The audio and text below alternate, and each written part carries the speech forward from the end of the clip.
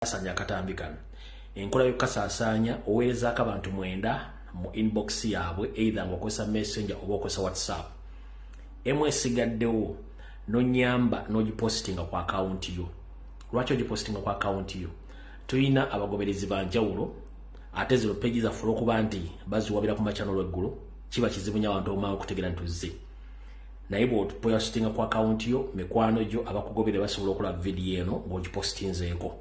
Kale bw'omala okuba postingako then njagala ompitire abantu bano wammanga. Njala ompitire wano Ssalonga Mulenge gye basaanira Kalu Charles Peter Mayigobere kuno abalangira n'abambejja basava ne bannaava. Njala mumpitire wano Frank Gashumba ajja wano ku vidiyo ya leero. Njala mumpitire ba MP bonna abakiika mu Parliament ya Uganda. Yoseriti Bahabulwa, James Mogira, njala mumpitire Emma Katabazi akulira ISO. Emi Katabazi akulira ISO. Njala mumpitire James Birungi akulira Semwai. Njala mumpitire wano musajja mukulu akulira Crime Intelligence Christopher Damuli abere ku video eno.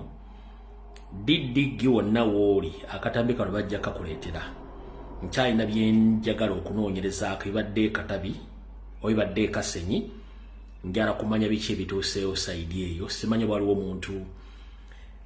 omuntu ali ku sayidi ze Kasenyi oba Katabi bandoza Kasenyi wenna ng'obadde Kasenyi ng'oliddeko okubibwatuka essimu yange mugimanyi gyengenda oteeka wano. Bobanga obaddeko mu bitundu ng'oli ebibaluka njala konfaminga kubanga yala konfaminga kyempulidde oba kyenfunyeeko.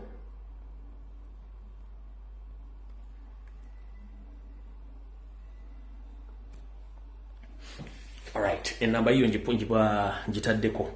Kati tugenda kuyita mu bwangu olw'ensonga ngenda kusooka kubayibula ngo busatu then tuleke tugende mu maaso.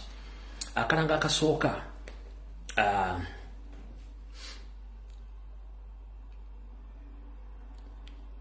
kekalamu kentera okubabula nakola baga kakoma mu gwa mwenda.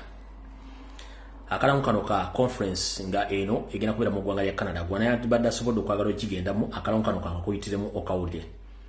The International Conference on Ending Malnutrition 2025, the theme Better Nutrition for Better Lives, second edition. Ejja kubanga etegekebwa mu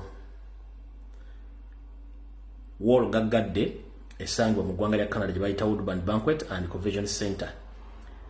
Ku 30 Vice Regent Boulevard M9W7A4 ejjatandikira ku mwezi 17 ekomekerezebwa ennaku z'omwezi 18 omwezi ogw'olubereberye gwe January omwaka 2025 gw'omwaka ogujja.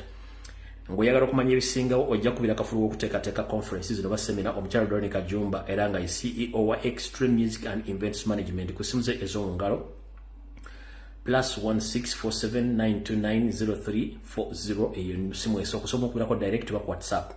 Essimu ye ey'okubiri eri +14372596013 ojja kuba osobola mufuna ku conference eyo. Ojja kuba osobola mufuna akubuulira biki ebisinga ku conference eyo. So buli yagala yenna okufuna omukisa ogwo osobola okumutuukirira n'akubuulira kye kigenda mu maaso. Akalango akokubiri. Akalanga kokubiri kagenda eri mwenna abantu abawangalya mu ggwanga lya Bungereza n'ensi ezitiraanyewo ziri mu ggwanga lya Bungereza nti People Power n'ekibiina kya National Platform byonna nga bikoleramu mu ggwanga lya Bungereza libategeeza nti ejja kubayo kwekalakaasa nga kuvumirira obuli bw'enguzi nga kujja kubayo ku lunaku olwokutaano ng'ennaku z'omwezi 9 omwezi ogw'omunaana omwaka 2024 kujja tandika ssaawa 5 ez'okumakya okukomekerezebwa ssaawa 10 ez'akawungeezi mu ggwanga lya Bungereza.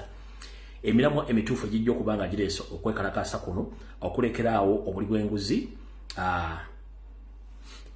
n'okuyimirira awamu mu kuyimiriza enguzi eyo saako okuvumirira ekiwamba abantu mu Uganda n'okukuta abasibe bonna ab'ebyobufuzi n'okuba nti bagezaako nnyo okulaga ensi yonna nti Museveni ye muntu akyasinze okutta abantu mu Uganda. Okwekalakaasa kuno kugenda kubeera ku Uganda High Commission mu Uganda House ku kibanja 58 kibanja 59 Trafalgar Square London ku WC 2N5DX ngoyagala kumanya ebisingawo ojja kutuukirira omu ku bakulembeze aba demonstration eno ku simu ye ey'omungalo eri Kasaraba 47597236065 nga toli munyampi abanyampi temukuba awo nako nkamaze. Akalanga akasembayo kagenda bannayuganda mwenna abawangala mu ggwanga lya Sweden. Akalango akasembayo kagenda mu ggwanga lya bannayuganda bagenda mu ggwanga lya Switzerland. Kagamba bwe kati: Ugandans in Switzerland standing in solidarity with Ugandans at home. Free all arrested peaceful protesters, fearless, partyless, leaderless, tribalist, ageless, priceless. March to the parliament and Nita Mongi must resign and stop corruption.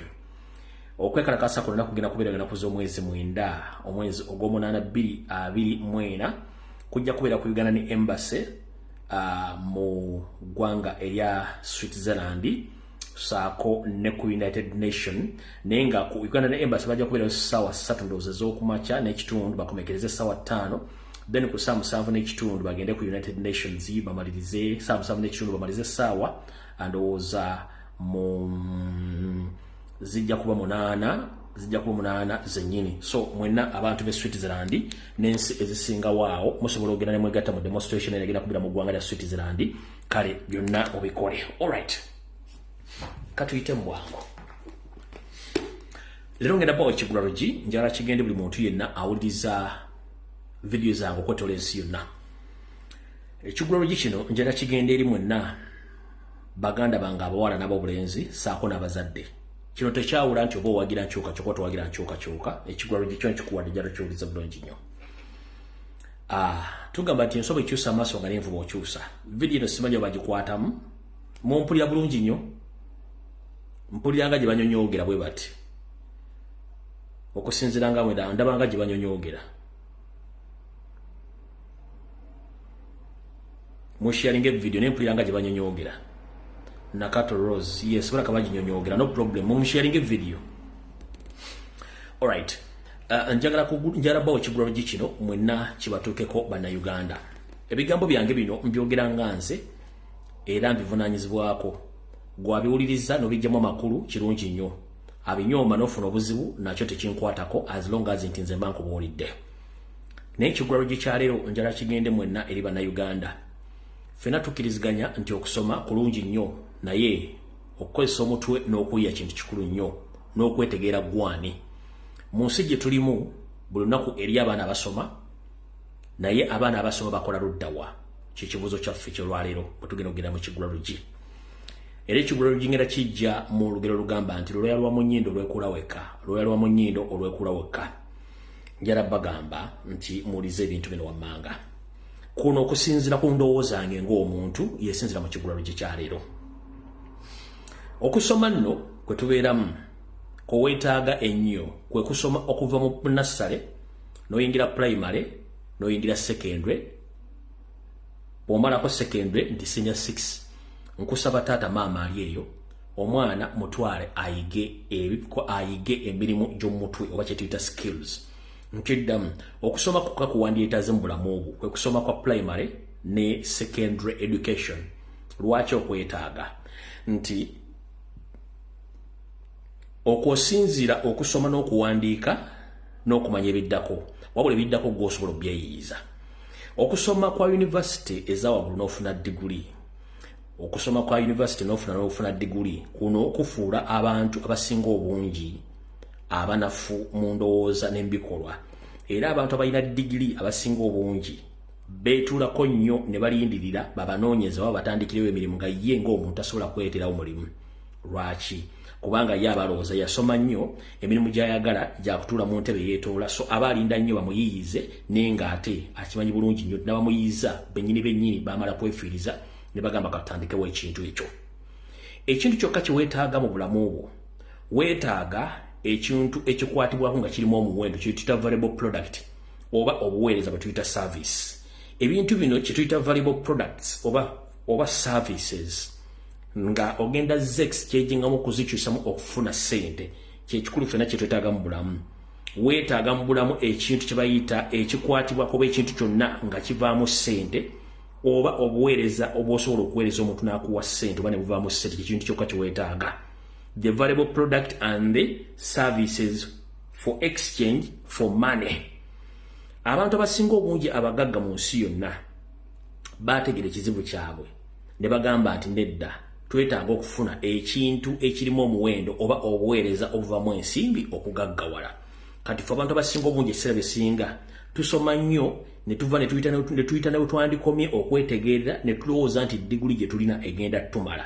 Muganda wange ali eyo ngenda kusaba oyiye ekintu kyonna ekisobola okuvaamu ensimbi ng'osobola okyekolera oba n'okiguza omuntu omulala oba n'omuguza obuweereza bwo n'ofunamu ssente ffenna kyekitunuulira. Naye gy'onookubeera ne digiri empitirivu nga gwe tosobola kukozesa ngalabi y'okugyamu kintu ky'osobola kukola kiba kitegeeza nti osomera bwereere era gibajja kukozesa mpaka kuwulira bubi. Genda osome ebitabo Gola Moses wali wa bwereere keberako abasajja mu nsi yonna abalina bizinesi ez'amaanyi batono nnyo abalina ziddigiri bakozesa kiri kyenkugambye nti bakozesa logic eya valuable product or services which are exchangeable for money because all of us in the world we are looking for money. Ne bwogenda mu Uganda n'osanga abasajja abagagga bali mu Uganda basinga obungi batono nnyo abalina digiri nenga ate abalina sente be bantu abategera obunafu bwabwe ne bamanya tukina okukola tunafuna valuable products or to render services in the exchange of money. Kyolina okusooka okukola ebisigadde ozala nabyo ng'omuntu naye mulekeraawo okulowooza nti omuntu alina digiri ategeera oba yalina okufuna omulimu olina kweteekerawo kintu kikyo be creative ate nga nfundikira mu kiggula lugi kya leero. Omulimu gwonna gwokola kasita gubanga gukuyingiriza akasente akakugulira magala eddiba oba akakuleetera emmere ku mmeeza oba akalabirira abaana bo ogwo omulimu gwe guba muganda wo taata wo owooluganda olw'ensonga nti teri mulimu mubi nga gugwo ate teri mulimu mubi ng'olya gwe wenna omulimu ne bwe guba gutya kasita oba ng'ogufuna nga tosobola kugenda kwewola wa muntu ate otandika okwewombeeka ng'olwana obako ng'osaba ssente obuwombeefu bw'okozesa n'obukodyo bw'okozesa okusikiriza omuntu akuwa ssente gwe mutwe gw'okozesa osikiriza obwongo bwo okunoonya ekintu ekyokukola osobole okwetandikirawo ekintu osobole okufuna ssente kubanga mu Baganda tugamba nti zoowola otudde wattu ozibanja oyimiridde. Kati munnange nga toyagala ngeri zituukirire munnange gezaako nnyo okubanga okola ebiddako. Ekigulalo gye kiwadde tugenda tandika video ya leero tugenda gikwata mpola katusabe tugifundikire bulungi nnyo oba tugitambuze bulungi nnyo buli omu afunemu ekyokuyiga. Netegenda kubeera nnyangu era munsabire nfisseewo akadde ak'okuba nti tukola ki tusobola okuba ku masimu. Okusookera ddala njala tegeeza ensi yonna nti eggwanga Uganda bwe lituuse lididdeyo ddala mu myaka egy'enkaaga egy'ensanvu n'egy'ekinaana nti kati okuwamba bannayuganda kususse okwandibadde kukoma. Njala tegeeza eggwanga mwena bataategedde nti omukuumi wa pulezidenti akulira security team ye muganda ffe comrade Achileo Kivumbi olunaku lwa jjo akawungeezi bye badde nga akimbakimba dda mu maka ge agasangibwa Nansana amagye aga SFC dozana ga military abadde mu ngoye za bulijjo bamuwambye ne bamutwala mu bifo ebitannategereka na katamanyikiddwako gyali. So muganda fono ye Achileo Kivumbi mumanyi bulungi nnyo abadde akulira security ya president. Achileo Kivumbi yawambiddwa abatamanya ngamba tamanyikiddwako gyali. Yoyo muganda ffe Achileo Kivumbi mwena batamumanyi yoyo yawambiddwa.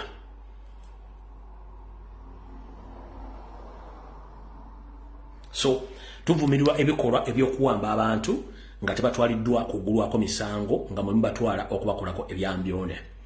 Tuvumirirwa ebikolwa ebyokuwamba baganda baffe ne mbasiyaga ne mbasiiga siriimu ne mbasiiga buli kirwadde ekyetaagisa.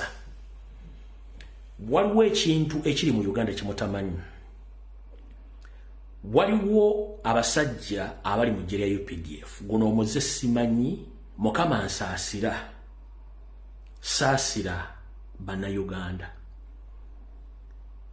waliwo abasajja abali mu gye lya UPDF mu gavumenti ya Yoseri omba muyita Moses Byaruhanga tebambulidde ranka kwali oba mejo bani Moses Byaruhanga nga wa UPDF ne gurupu ye bagenda bawamba abaana abobuwala mu Buganda ne batwala mu mambuka ga Uganda gye bateeka ebinkambi zaabwe oba ennyumba zaabwe mwe bakwatira abaana abobuwala ne babalepinga ng'abasiga siriimu bayinza okukukwata ne bakutwala okujja mu Kampala ne bakuvuga mpaka Gulu eyo mu nsiko gye batusizaako abaana abobuwala ebikolobero eby'ekika ekyawaggulu babeekabako kirindi. Eno si firimu si hola nkiddamu abazadde mwenna abali mu Buganda ng'olina omwana ow'obuwala nawe omwana ow'obuwala omuntu yenna takukubira ssimu n'agamba nti agenda kukufunira mulimu n'otuula mu mmotoka kasita ogituula mu mmotoka kaba kalabaaye. Abaana abawala bali mu 10,000 bali Gulu nga bali mu batuusaako ogw'obuliisamaanyi ng'abasiiga siriimu.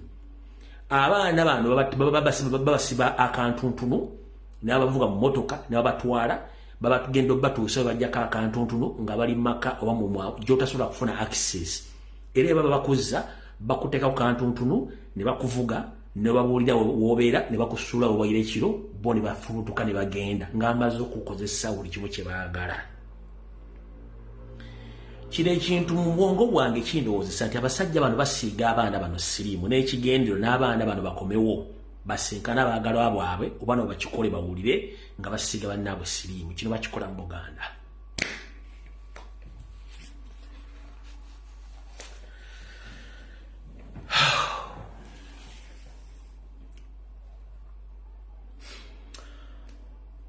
Ndi mwannyambeevu nnyo n'eddoboozi muliwulira.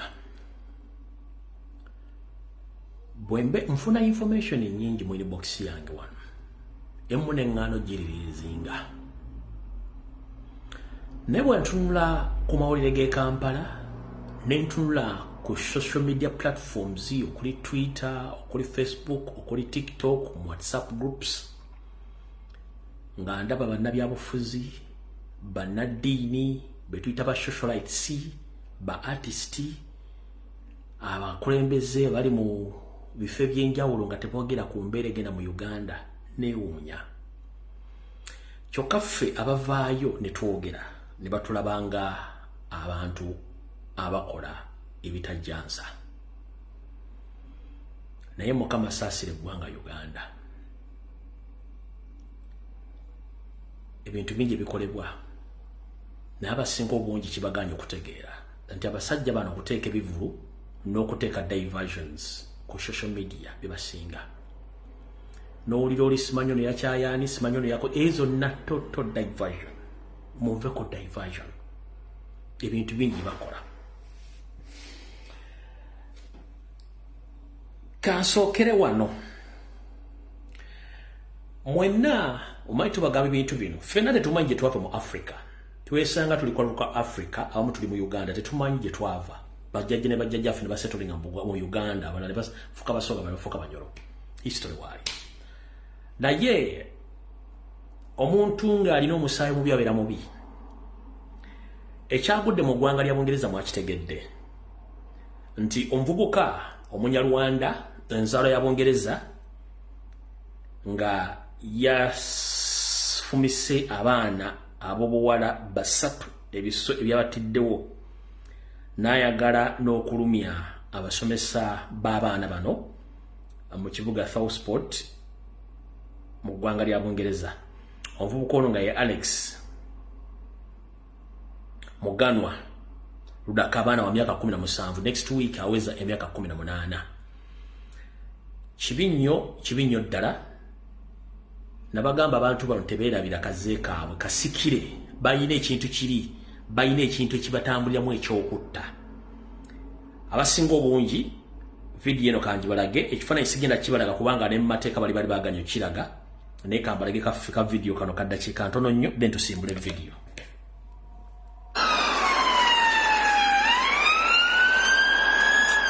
He arrived at court with huge security around him. The teenage defendant was in the white prison van. so far anonymous, but about to be named publicly.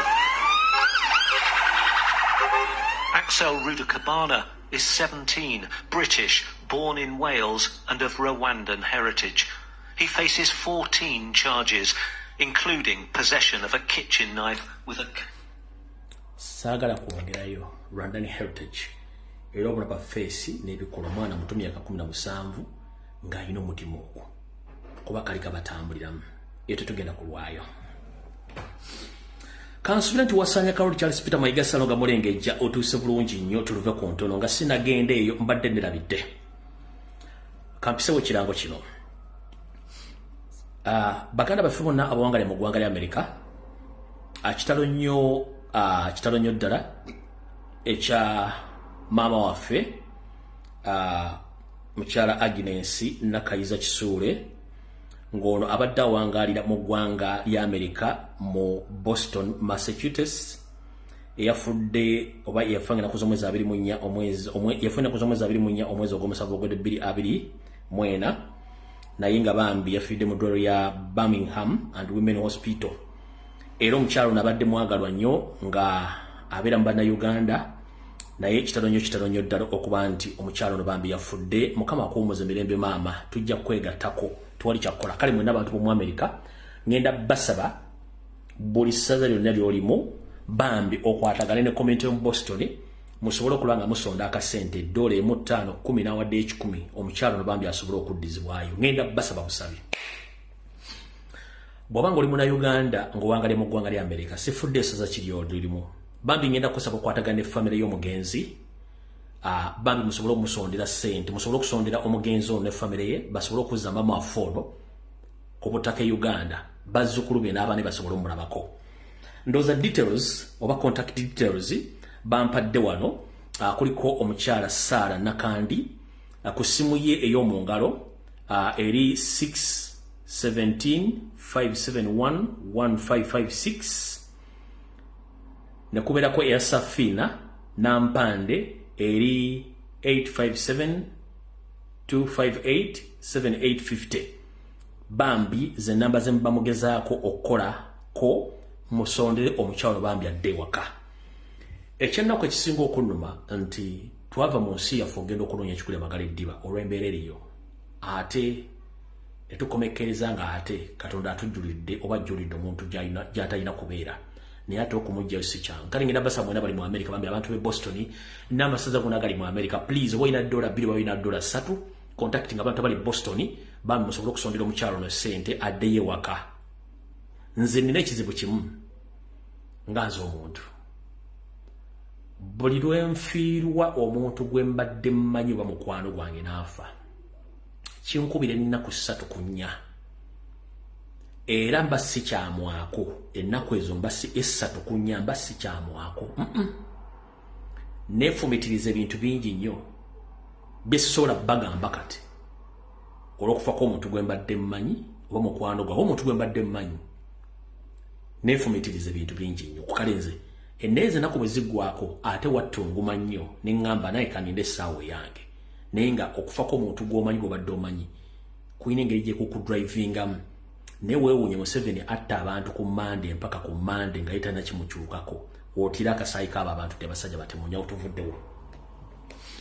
Alright, katutandike vidiyo lwaleero. Vidiyo tugenda gitandika bwe tuti. Okusookera ddala njogedde ebigo bingi nnyo ne mbasomesa embeera z'abantu bw'otya bw'osobola okulaba mu muntu waakabano empisa ze bayisaamu buli kimu kye bengeri bakolamu ebintu mubitegedde bulungi nnyo. Kati vidiyo etandise. Wasanya Karoli Charles Peter Mayiga Salonga Mulengejja kansubire nti otuuse.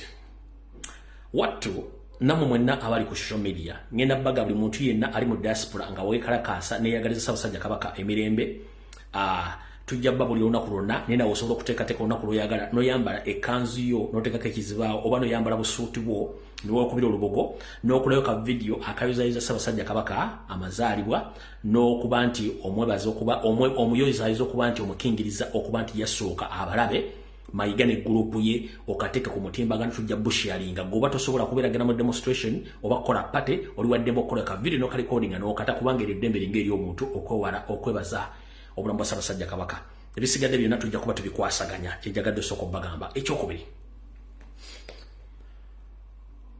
wasanyako Charles Peter Mayiga Saloga Mulengejja leero kankwatulire. The fact is okujjako ng'omuntu takumanyi ebbanga lyensomesezza abantu bano, gwe ng'omuntu olina ebizibu byo ebi personal ne hidden mission ey'okusanyibwa Kabaka bwa Buganda. Ffe tugudde mu bugwi mission tugiyimiriza kyekikuluma kubanga mission yatandika 1993 nga 1994 nga wooli. Just nti wali tonayingira mu office wooli. Ekintu kye tukuba kinene nnyo gwe wali tosuubira tugenda kikuba. One, ngenda kugamba yawula Kyagulanyi ku bintu byonna by'okola. Kyagulanyi si yatudde ettaka lya Buganda. Kyagulanyi si yali mu lukolo okutta Kabaka. Yawula abantu banna Uganda abali versatile ng'asobola okwogera ku nsonga z'eggwanga, eza Buganda, eza buli kintu ekikwatagana ku Uganda. Nze okuba nti mpagira Kyagulanyi oba ndi wa Nuupu tekisobola kuŋŋaana kwogera ku nsonga za Buganda oba za Kabaka. Nkiddamu, bwe tuba twogera ku nsonga za Kabaka tuzoogerako ng'Abaganda, tuzoogerako nga Bannayuganda, kubanga Abaganda ffenna tusangibwa mu Uganda tuli Bannayuganda. N'olwekyo nkulabula yawula ebizibu byo ng'omuntu ne mission yo eyakobibwa. Kyagulanyi mujje mu bintu byo. Bw'oba oyagala open political battle nga gy'oyagala okuvayo kati ove ku bwakatikkiro ojje ku open political battle, you can't survive even 2 months. Ekyo nkikubuulira publicly tosobola kusurvivinga for 2 months. If you're man enough with the 2 balls, come out and announce it that you are openly fighting Robert Kyagulanyi Center more politically. You understand? Nkiddamu, bw'oba oyagala open political battle nga gy'oyagala ng'olina obulimma bubiri, vaayo kyogere nti kati ndi mu lutalo lw'ebyobufuzi ne Kyagulanyi. Tosobola kusurvivinga 2 weeks. No, 2 months tosobola kusurvivinga, ekyo nkikubuulira. Naye bweweekweka emmengo gy'okoledde ebivuyo nga oyagala akugambako, jjajja ate kati awendi Mawaggali atudde ggula makatebe awendi kubanga ndi versatile. Mawaggali atudde ggula makatebe wano wonda bawendi wano ku nsonga za Buganda. Era nguluba nawe ku nsonga za Buganda. Ne bw'onoogenda extra miles politically ng'olumba Robert Kyagulanyi Center jjajja ojja kuba weeya amanda mu mbugo, ekyo nkikubuulira. Wabadde mu kanisa ng'otunula biyiyidde nga bitangeesa balaavu nga weekengera matuga nti akatali kabba magumbo lyosula mu mulyango. Omukulu no bw'ati byadde atuna ng'ali mu kanisa. Mubuuze ekyadde kimutunze ekyo ki? Wuuyo.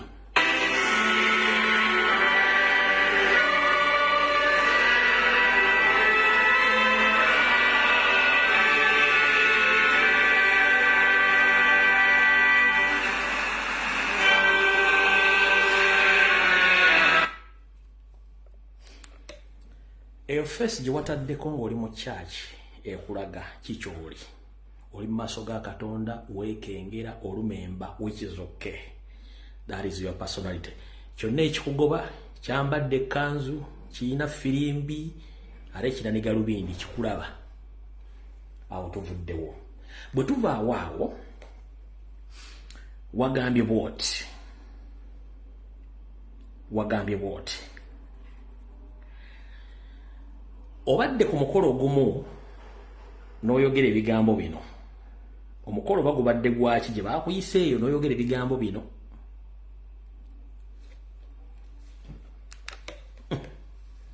Ku buko tetutwalayo bifaananyi bya bannabyabufuzi.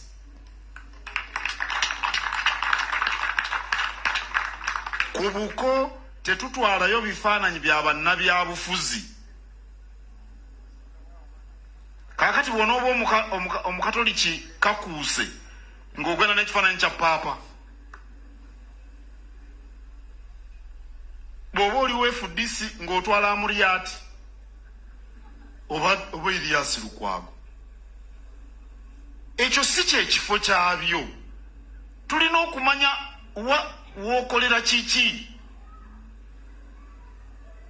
Omukolo gwa nnono gwa buwangwa ate munnabyabufuzi oli totya ekifaananyi kye.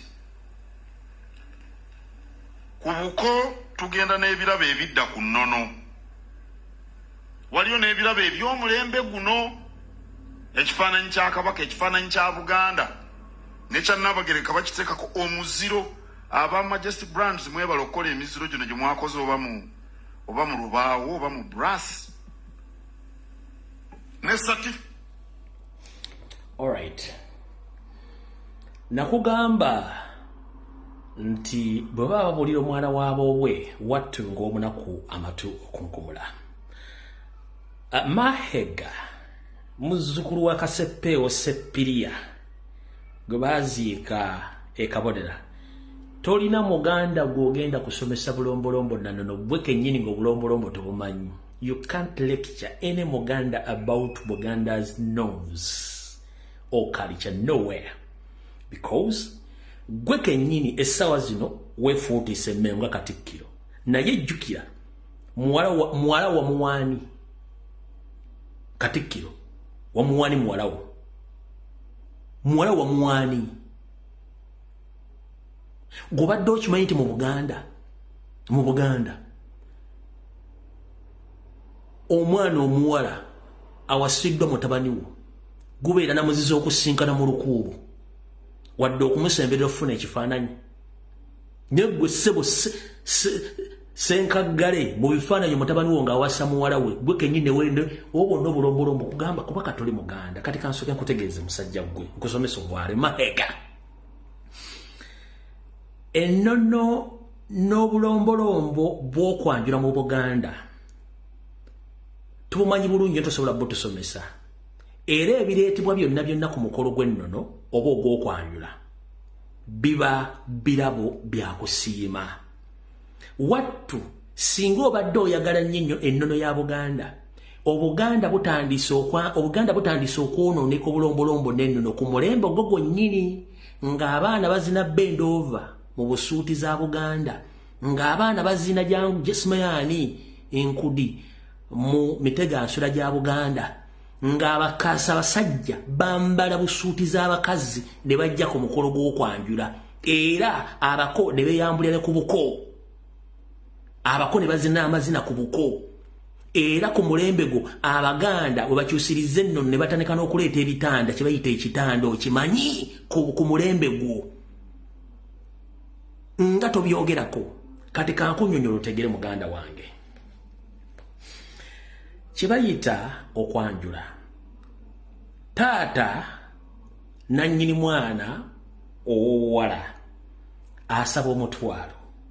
Ompulira ssebo? Omutwalo asobola okusaba Bibbuliya, asobola okusaba ekita ky'omwenge, wattu asobola okusaba ekintu kyonna. Era n'ekifaananyi kya Kyagulanyi bataata kye basaba oba bamaama. Kati mukulu, omanyi abantu abamu balina emitwe naye nga tasobola kugamba public oba bantu gy'omutwe gumenya, wandibanga gw'omu ku bo. Mayiga nkuddamu, abantu abamu balina emitwe naye nga tasobola kugamba bantu banne ti bannanga omutwe gumenya, omutwe gunzitoye, kati gw'omu ku bo. Mu Buganda Sezaala oba Nazaala bw'aba asaba omutwalo mu mwana we gw'agenda okuwaayo, wadde mbosaba ekifaananyi kya Kyagulanyi. Ompulidde bulungi nnyo?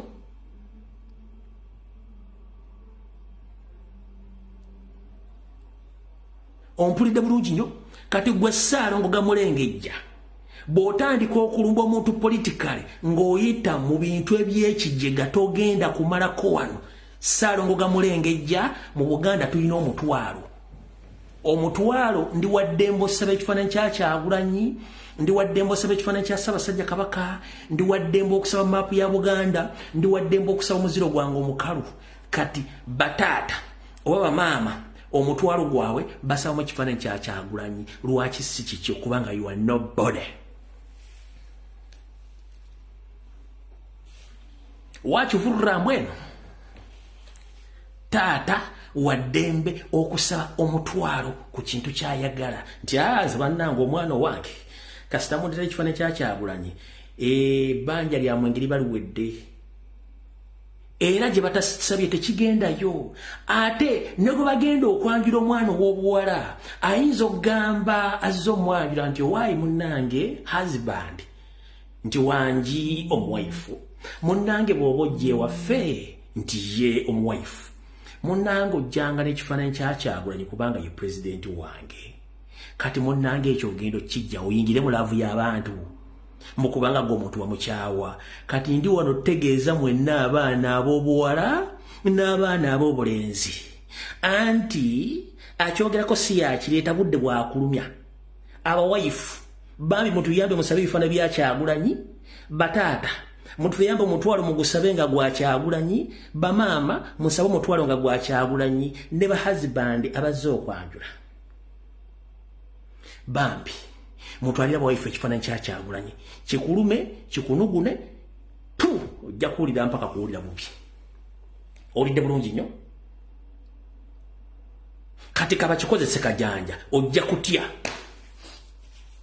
anti kasita togere nti kikuluma fe kasita tukwate wantu ntunjira nga botekamu ekisumbu muleni katukutegedde kati kikuluma kati bambi bataata abatuzaalira abakyala bambi omutwalo mwerekereze ku bulamu bw'eggwanga n'okwagala eggwanga mutusabire omutwalo nga gwa kifaananyi kya Kyagulanyi maama taata aba taliwo ng'osaba omutwalo saba ekifaananyi kya Kyagulanyi omuwaifu gwe bagenda okwanjula oba agenda okwanjula bambi gamba darlings nze kyensinga okwagala bambi nti ekifaananyi kya Kyagulanyi kiba kiwedde kati ogenda kufa ate babirikodi nga bateeke ku social media owulire ng'ofa anti ozanyire bannayuganda ate tulina akajanja k'okyogeddeko ne tumanya nti kikuluma k'okyogeddeko ne tumanya nti kikuluma kati kigenda kukuluma kikunugune si gwe watandise okuyiika watandise okufuna ensalosalo mu kyenyi muno wafuuse ekkala jjajja ojja kutya nti ensi eyina laavu awo tuvudde tetugenda kulwawo kati katugende ku mwami ono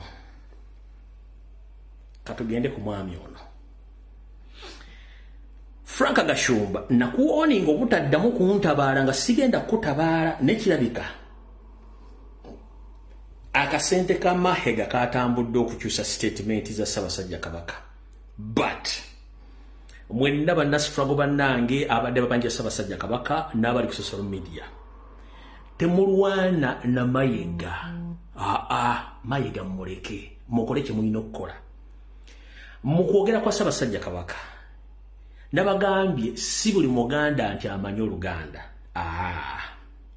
ate okwogera kwa Ssaabasajja Kabaka kwabadde kwa nfumo nga ne Mayiga tajja kutegera kubanga si muganda by the way ne Mayiga kennyini ebigambo byayogeddwa mukama we teyabitegedde tabimanyi era eryo n'atannabitegeera nenjagala mbatwale wali wokka mu kufundikira kwa statement ya Ssaabasajja Kabaka yagambye njagala nnyo okwebaza abavubuka abawangaalira emitala w'amayanja mwebale kundaga mukwano nakulaga Buganda mukwano mugende mu maaso ye statement yokka gye mbadde njagala obagamba lwaki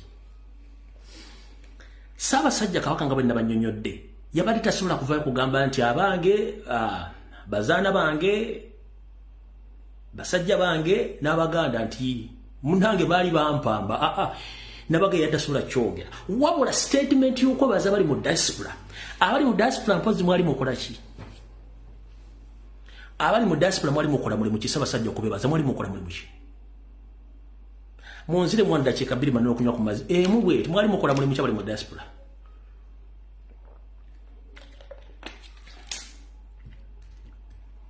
abasiime ba Kabaka muli ludda bali mu diaspora kubenga oli Kenya oli diaspora mwali mukola ki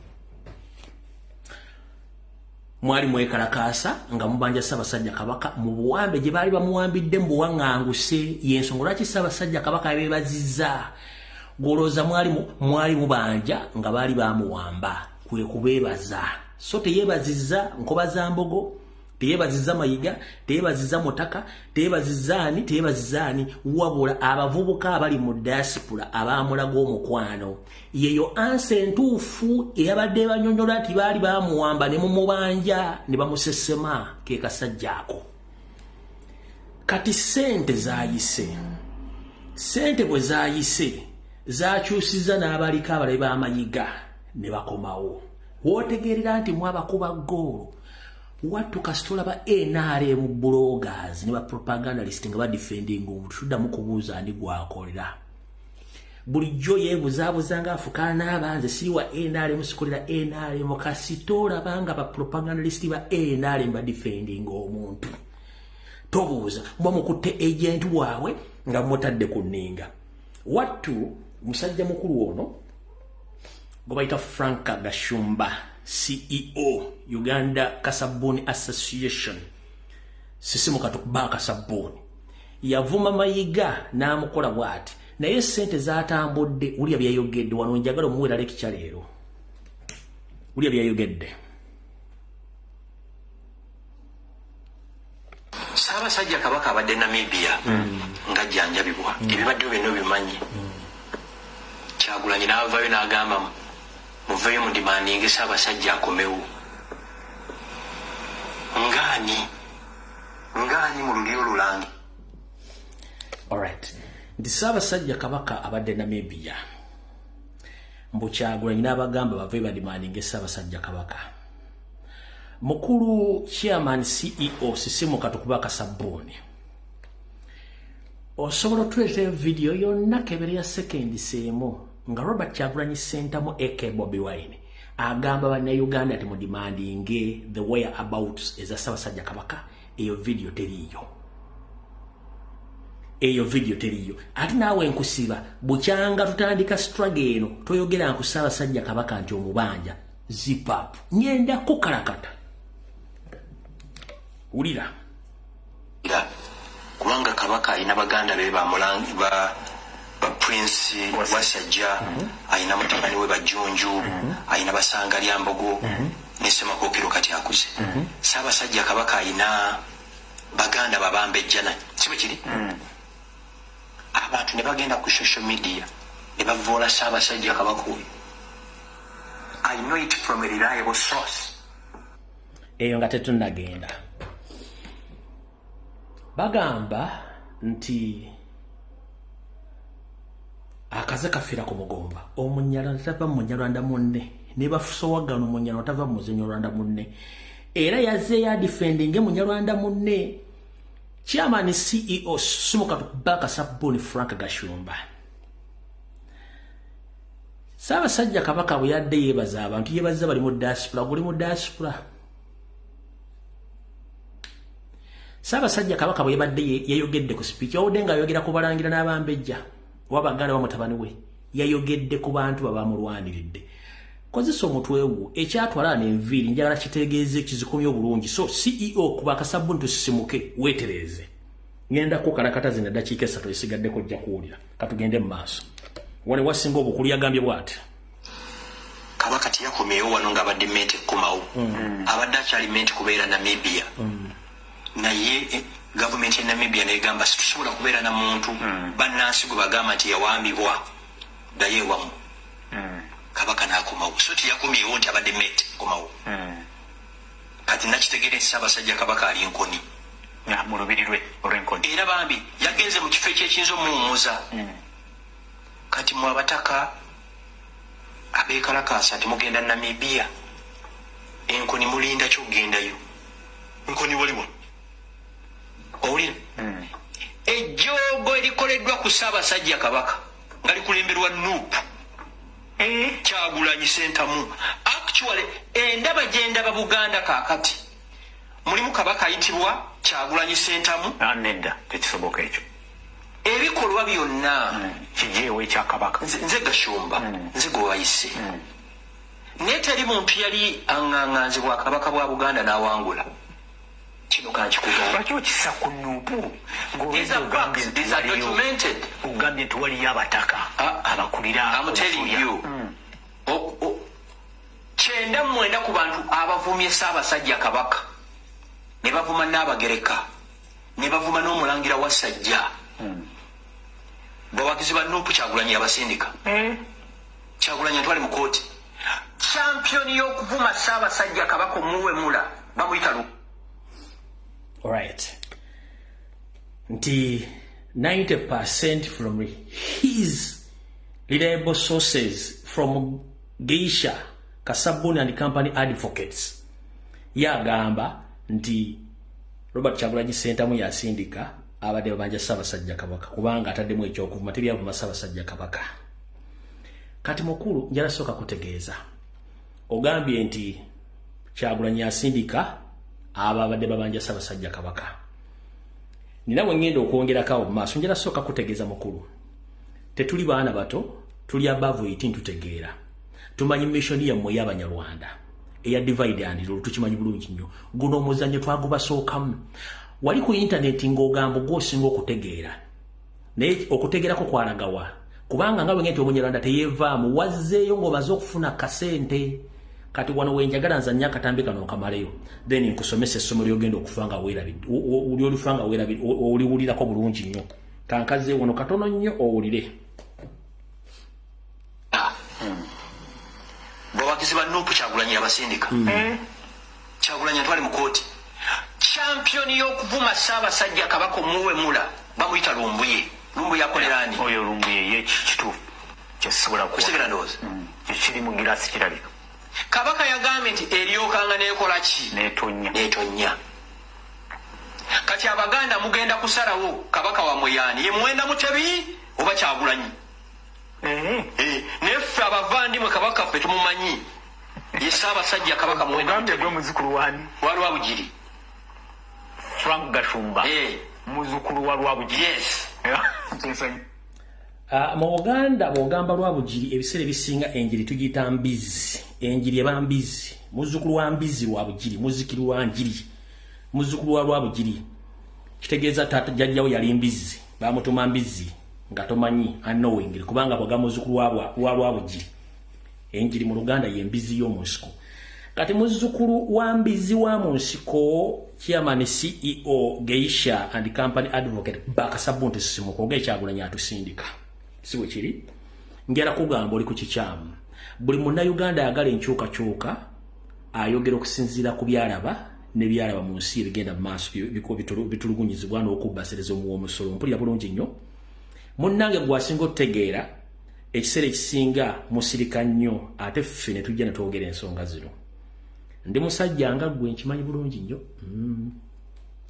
era nkimanyi ebituukawo kasita okuba akasabbooni n'okayitiriza era akabakuba akasabbooni bakamanyi nti oyiikirawo ddala Windows kati oyinza okuba nga wazze ng'omaze okuba akasabbooni n'oyiika Windows okwogera ebigambo ebyo nga toli mu proper senses zo abasajja munanjuya okuba akasabbooni n'okayitiriza oyiika Windows naye ogambye nti batusindika si bwe kiri alright tontabaala nga siri kutabala nali nakugamba dda mukulu bw'ogamba nti Robert Kyagulanyi Ssentamu yatusindika nga tolina bujulizi gwe njala kubuuza ebibuuzo bino wammanga obituddiremu kubanga tukimanyi nti akasente katambudde ate Omunyarwanda tava mu Munyarwanda munne wazzeewo wa Munyarwanda munne Museveni ne Mayiga nga mwagala okudefendinga omufere wammwe ali Emmengo.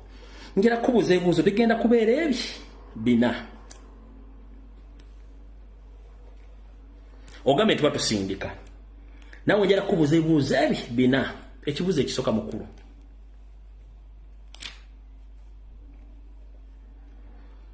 Gafumba Frank ogambye nti batusindika kati nawe njala kubuuza gwe wasindika muwala wo atunde animal okwetoola ensi yonna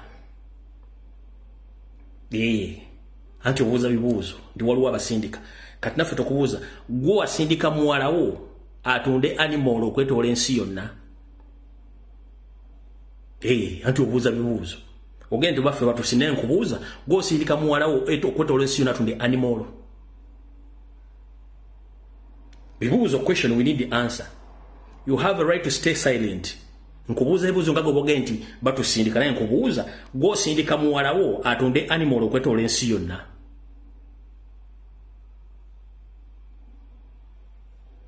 oba atunda aka animal okwetoola ensi yonna abaganza ebigambo byange ebyambaza Frank Gashumba gwe osindika muwala wo atunde aka animal okwetoola ensi yonna ekyo kibuuzo kimu oli waddembo kiddamu oba anso gyesigaliza tugenze ku ansa ey'okubiri Frank Gashumba kino kibuuzo kyakubiri oli waddembo okumpa ansa oba otapa ansa ani yakusindiikiriza weejovane muwala wo? Who ordered you or who instructed you to dance your daughter?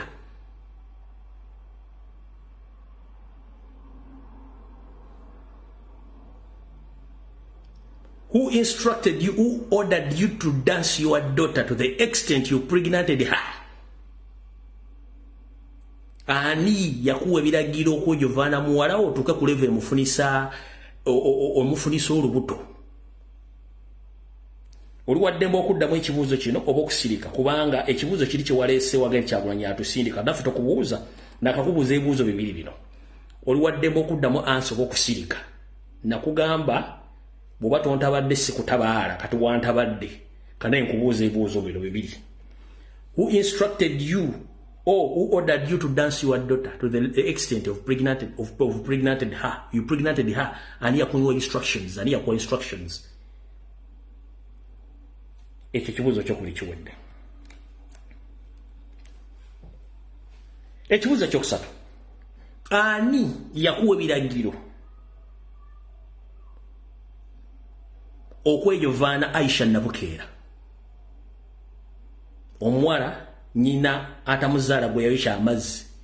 Ani yakuwa obuyinza okumwejovaana? Kibuuzo kya kusatu luwaddemba okutuwa ansa oba okugireka awo. Ekibuuzo ekiraasembayo oba ekiddira ekiddako.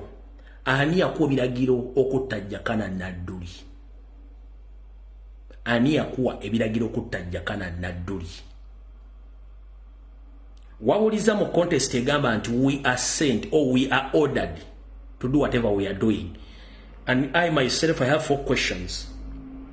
Who instructed you to do the following questions I've asked you?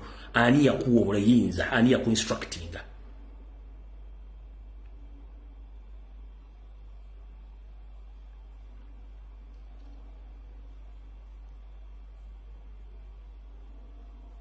Olidde mukulu?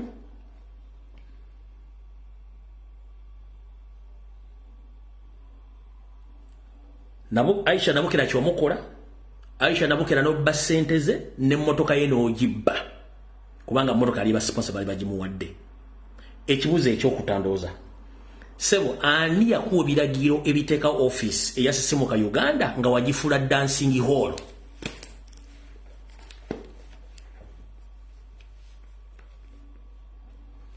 Who instructed you to open up an office somewhere in Kampala and you registered it as Sisimuka Uganda, but later you turned it into a dancing hall, whereby all young girls from different parts of the country, they used to come to seek for jobs, you end up dancing them.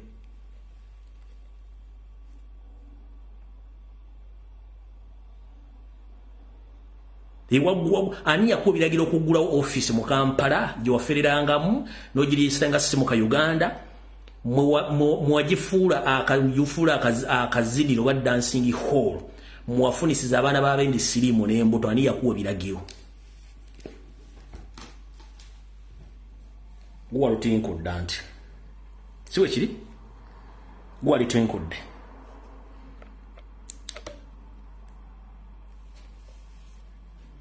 Febo itaba yaye tukola buli kimu okutaasa eggwange n'omwana abeere bulungi. Wali mwana akole mu gavumenti yamaliriza bino byakola ono bwati bubire siku yawe. Because we are grooming Sheila with her friends to lead this country. I told you to lead. If you saw Sheila on TV that she's leading a Uganda delegation to Germany. She's the executive director of Kampala Capital City Authority. She's the president of Uganda. How would you feel? That's our daughter. So all along, you've been preparing your daughter to become the CEO of Animal Sera across the world. See what you are preparing omwana okubanga a CEO wabatunda ka animal okwetola ensi yonna. See what you mwana mugimu ava ku ngozi. We toddamu kulumba America ng'omanyi nti olina ebikolobero bingi mukulu. Toddamu kulumba America ng'omanyi nti olina ebikolobero bingi. Who instructed you to become a fraudster?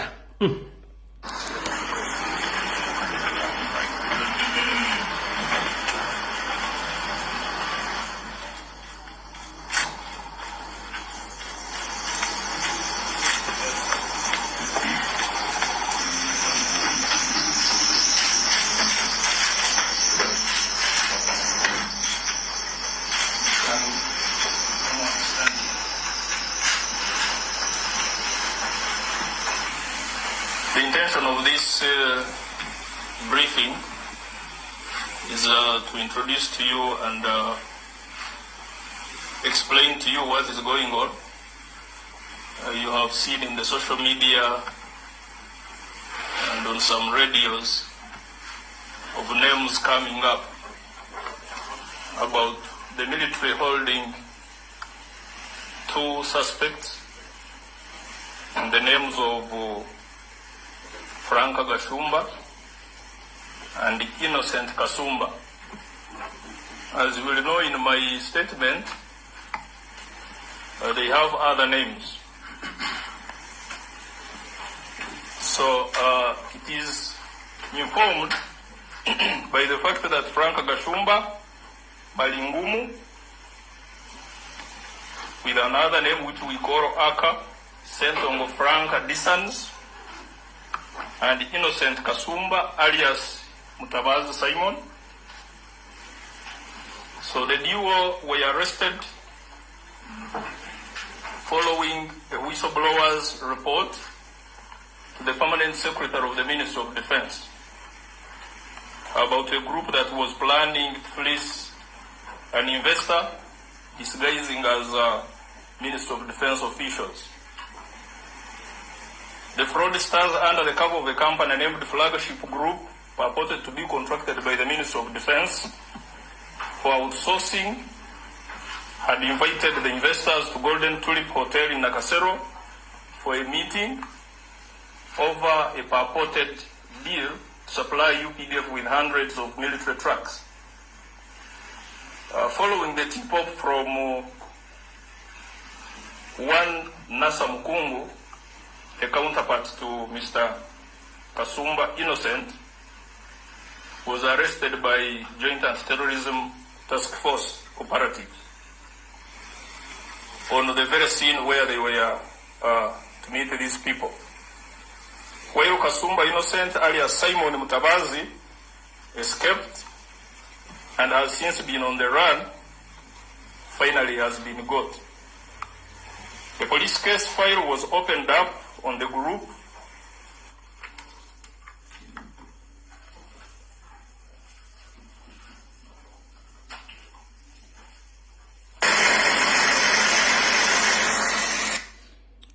mukulu. Tugezaako kutereeza nsi gavumenti ekyuke mufune emirimu egy'okukola naye oba tolina mirimu toddamu kumanyira abantu kuba tolina gw'oliisa. Owulira nkubuulira toddamu nakugamba toddamu kusala layini kubanga nina bingi. Owulidde mukulu, nina bingi. Njagadde kutegeezaako ebyo bitono akamanyiro kasusse. Ffe tukola ku lwa ggwanga lyaffe. Mulye ssente zammwe mukole kye mulina okukola nga muli mirembe mutoveeko. Olw'ensonga tulwanirira ggwanga lyaffe. Tetuli ku bufere bwammwe. Teri mubbi, teri mufere ayagala gavumenti ya Museveni eveeko y'ensonga lwaki mulwana okukuuka ejjambo. Kiwulidde bulungi ssebo? Njagala oddemu oyo asame kuleetedde bwino omulala ate abantu bajja na kutya. Eyo nkuwaddeko sampo kugamba nti tuli siriasi mu kukyusa eggwanga.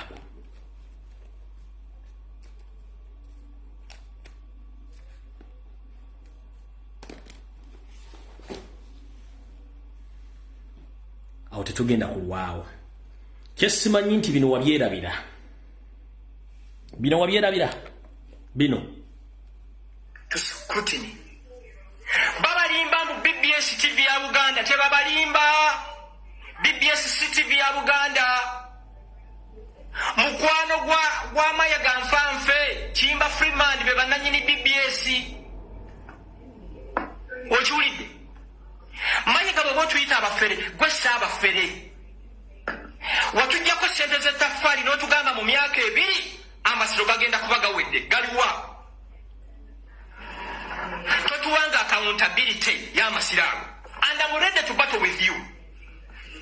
Ebiseera ebyo akatabo ke bayita monitor kawandika ne kalaga nti American Embassy be bamu ku bantu abaawo obuyambi mu kuzimba amasiro nga bagala accountability nga tewagawa obia omuvubuka yawandika story eyo gwe bayita Kabengwa olw'okuba yakwabya kati wamugobye Emmengo mugobayo ngani Emmengo wa nnyoko Emmengo wa Ssaabasajja Kabaka Muwenda Mutebi n'abalangira n'abambejja Oweekitiibwa Mulwannyammuli yaliyo Kabaka n'asiima n'aleeta Oweekitiibwa Muliika Muliika n'abeerayo Kabaka n'asiima n'aleeta mukwano gwange Jebbi naawe Kabaka agenda kufulumya akagalabiko uli ate kino kankibabuulira abamu timujja kwagala kiraba ebikola by'abasajja nga byamayega byexoneratinga Yoweri Museveni kubanga bano abasajja effujjo lye balina n'omala babawo obuyinza simanyi kye bayinza tukola Mayega amenye rekodi ye Katikkiro yekka mu Buganda akuumwa ng'abawoloodi e Somalia abataka baŋŋambye nti Katikkiro w'omu Buganda ye muntu buli muntu yenna gw'alina otuukirira amubulira ebizibu bye ne security bingi eri ku Mayega tesobola kukkiriza muntu mu yenna kumusemberera Mayega you fool walugulidde ku ppata walumbye empologoma mu kinnya kyayo kino kankikubuulire I had it on record mu Abaganda kankibabuulire kano government y'owakati kankirinza olulala damu provoking ekyo kankirinza olulala Katikkiro Jebbi saamulabako na musirikale kati Kiwali ogenda okwogera kankikwogerere wali ogenda gamba nti gavumenti ya wakati yesasula bonna ba minisita ne Mayiga bonna abali Emmengo ne mission y'okusanyawo Ssaabasajja Kabaka ekyo watya buti kyogera nga bakamawo baali bakobedde essimu dozo otegedde bulungi nnyo byonna tubyogedde kati bino ebigo byewayogera bw'okyuka byogere tutegeera tutya.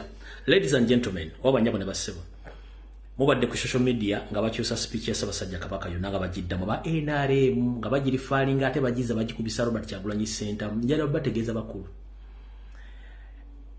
ffe tulina obuzibu bumu nti ye tuwa ekitiibwa buli muntu yenna ajja okwogera ebigambo bye era nitukuleka n'obyogera olw'ensonga ffe tetunyiiga waliwo video entaddeyo awo ku peegi zange zonna omuvubuka azze n'ayogera buli kyagala lwaki mbutaddeyo one obuteekayo okulaga omuntu oli nti byayogedde bifunye naye tebiina mugaso era ko muyambo bimwongererezeeyo kati mu nkola eyo ffe tetunyiiga gwe yogera ky'oyagala bwe kiba kirimu amakulu bwe kiba tekiri makulu omunsi yejja okusalawo kati mu nkola eyo ffe bwe tujja netwogera ebigambo ne binyiiza abantu abali e Kampala abalina emmundu abalina amakomera abalina zidrone bibanyiiza kati ate njagala bino tubiraga example nti oli ajja n'akolako blackmail ne simunyiigira dde omuyombesa nensigala nga ndi very happy and humble mbalaga ekintu kino nti ffe bye twogera ebituufu binyiiza nnyo abantu abali mu gavumenti n'abagikolera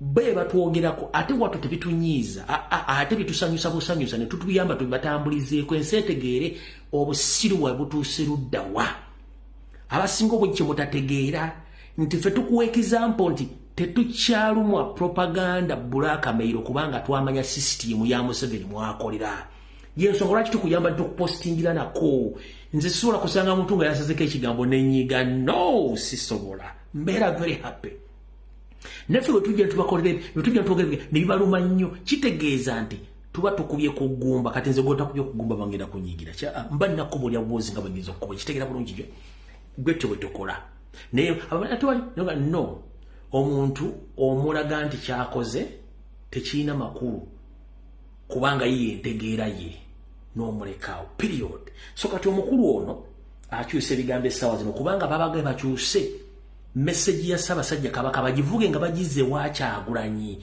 era kyovula bonna badde bakwata video nga bagivuga bagiza waani wacha naye kujjukiza bonna bagivuga nga bagiza wa Kyagulanyi babuuza amannya go gwani tambula ng'Omuganda tasobola kutambula nga nfundikira mu kkoeri nze osobola okunda kikyalinga mu Luzungu mu Luswayiri mu Lusoga mu Lunyolo mu Lutuntu tusobola kunda kikyalinga mu Luganda kizibu yensonga lwaki nti Ssaabasajja Kabaka bwe yafulumiza obubaka obwo nazze nembuyita mbona nembubannyonnyolamu ate nebere bakafulu abalaba ategedde message ne baginnyonnyola mu nnyinnyonnyola y'abannyonnyozi abannyonnyoka bagenda okunnyonnyola ebinnyonnyoko kubanga buli muntu asiŋŋana ennyinyonnyola kati bano aba NRM olwokuba nti bonna baaka bano tebamanyi Luganda ebigabo bikoma ku ngulu tamanyi makulu ga kigambo bwe bakugamba omusigire yani nga tasobola kinnyonnyola omusigire yani nga tasobola kinnyonnyola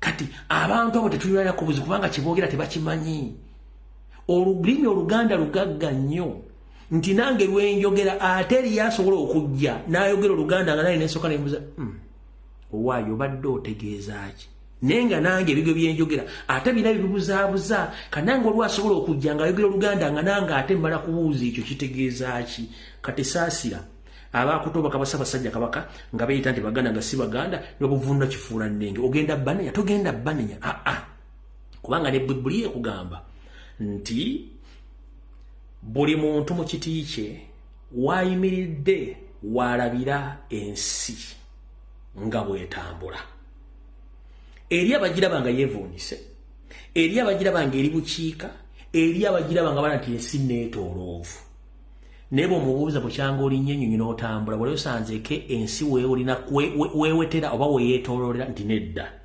w'otegeerera nti abantu balina okuba nga basomesebwa okutegeera bulungi nnyo okitegeera bulungi awo tuvuddewo tugendagenda ku nsonga endala mpola tugikwata mpola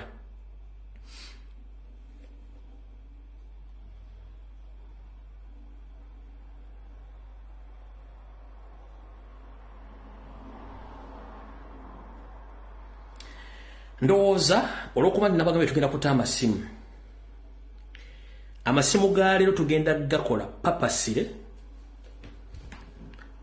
bw'obanga omanyi tuli mukubi wa bulijjo ngenda kusaba tokuba ssimu leka abantu abatakuba masimu bakube omuntu ng'oli mu diaspora wawambibwako n'okolebwako ebikolobero nandikusuubidde ogenda kukuba essimu omuntu nga watiisibwa ng'olina obujulizi ogenda kukuba essimu omuntu nga ogenda kwogera ebikolwa ebyekko ebikolebwa gavumenti ya Museveni ogenda kukuba essimu papase tugenda kwogera ku bikolobero ebikolebwa mu Uganda ebyokuwamba okutulugunya okuleepinga abantu ne mission eneekwesifa abantu abamu tebatalina zabamazi batamanyi ye tugenda okukola essa lyaliro mu video yaliro mu kugulawo amasimu era tugenda kukubira eddakiika 2 nkwegaidde saagala muntu owambuya essimu eddakiika 2 nga tuvunula ebikolwa by'okuwamba okutulugunya okuleepinga abawala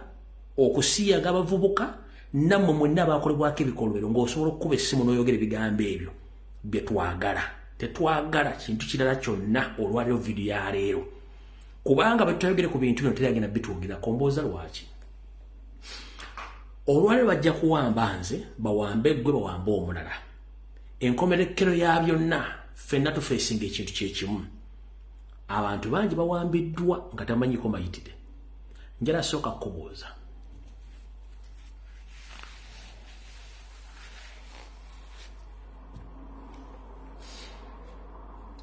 mu nsi yonna gye bufaana gye bulaga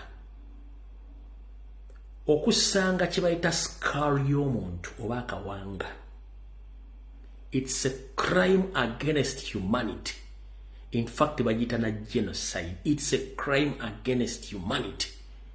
Era bateekawo thorough investigations how it happened, muntu ki nannyini kawanga kano kyatuukawo kitya.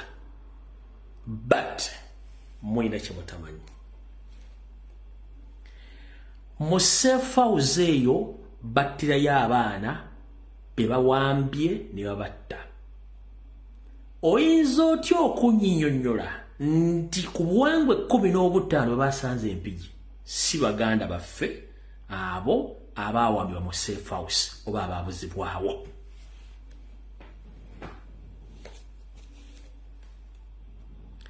Osobola otya okunnyonnyola nti abuwangwa basanze 15 si be baana baffe abaawambibwa ne babuzibwawo? Abazze bangoberera for the good 3 years mbadde mbaga Museveni is looking in any possible way of disposing all clues ne dead bodies ezisangibwa mu lito kya Chemba mu Uganda wonna. You can't convince me that those clues they were just found there without a trace that someone came with those sort of metallic suitcases and placed those clues in that place on that area. Tosobola kungamba 15 people banji nnyo, abantu 15 banji nnyo. Era soka weebuuze obuwanga obwabani kubanga ba experts bajja okukola forensics bajja abandi badde basooka ne bakola forensics bagati obuwanga buno okusinzira ku bbanga libumazeewo bwa bbanga bweruti. Naye police yeze neyogere waliwo yakolese forensics kumanya nti kubanga ba expert asobola okumanya nti kana akawanga ka bbanga bweriti kamazeewo bbanga bweriti ne tewali yadde yakoze forensics. Abantu bana bakola ebintu bino kwe kuli John Damulira, kwe kuli Eme Katabazi, kwe kuli James Birungi. And the international community must get to know that there is ongoing silent genocide in Uganda led by Museveni, Muhoozi, James Birungi, Eme Katabazi, Christopher Damulira. Those people whom I've mentioned above, they are the responsible of the thousands of missing Ugandans, most especially in the central region of the country or in Buganda region. Because on a daily basis they kidnap Ugandans. To the extent there are some individuals in the government, they have torture chambers. They kidnapped whoever they think that is the threat to them. So, tosobola kunga nti kyaze obuzino kino ekintu kipulaninge bulungi bakikola bulungi nnyo. Ngenda kuta amasimu, tugenda kuvumirira okuwamba abantu, okulepinga abaana oba kubakola kabirokolero. Mwabali mu diaspora nga mwafulumamu nga mulina obujulizi ogenda kukuba essimu ne bw'otayogera amanyago oyogera ebigambo by'oyogera. Muganda afakirewo yawambiddwa, abaana bangi bawambiddwa, bangambye ne mwanyina Fesalake yawambiddwa, n'abala bangi bagenda bawambibwa betamanyi. So abantu bangi bali mu kuwambibwa. Ebikolo bino nga ngenda kutessimu. Mu myaka gye7 kansoke mbaddireyo katono nga sina tasimu. Mu myaka gye7 ebikolobero by'okubuzaawo abantu during Amini's regime byakolebwanga Foronasa. What a coincidence. The same acts which took place during Amini's regime, they are the same acts which are taking place in Museveni's regime. Panda gali, kidnapsi, killingi, rapingi, buli kimba kikoze kye baagala. Lwaki? Kubanga they are the same people abadde bakola ebintu ebyo. Essimu nzitadde.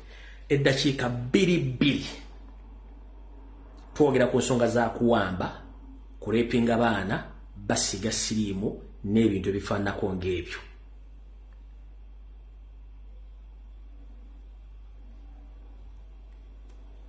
Essimu nzitadde.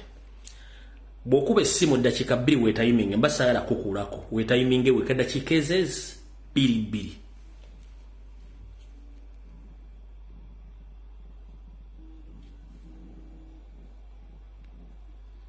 Hello.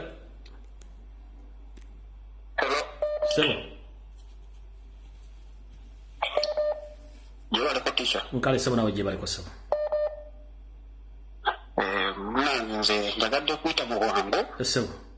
Naye abantu abatuuliriza oba abali kuno abatuuliriza ebintu by'okuwamba bya ddala bituufu.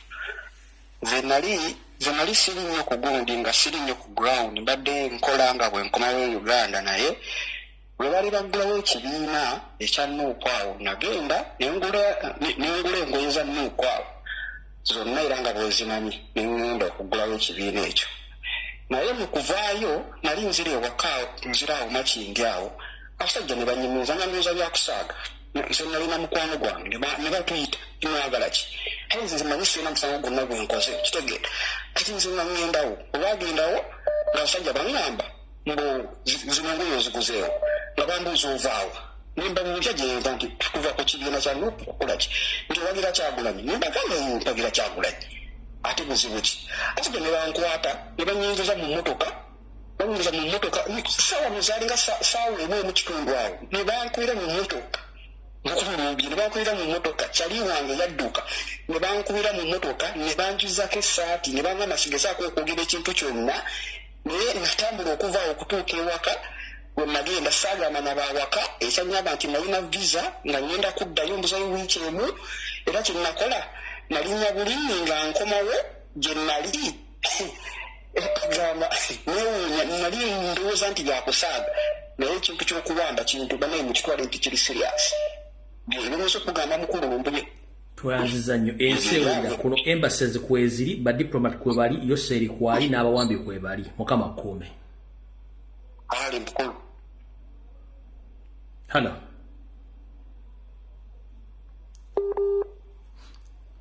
halo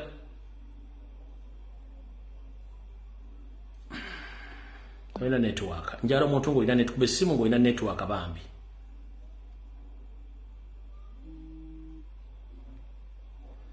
halo yes mukulu mbira bali kuweleza sebo nkale sebo nawe gye baleko nsinzidde wano obutuluki sebo kati nza kuteesa kwange kugenda omukulu Joel Ssenyonyi ne banne bonna bave mu paaliyamenti tewali kye bagenda kukyusa ababanji ba political prisoners bonna abaawambibwa ne bano be baakawamba ekirala halo genda maaso nse kuwulira okuteesa kwange okulala tuba twagala okuwamba abantu kukume buli fuutu soja yenna atambule n'asidi mu kadomola ka liita 2 omuntu yenna azza omuwamba mumuyiire oba batambule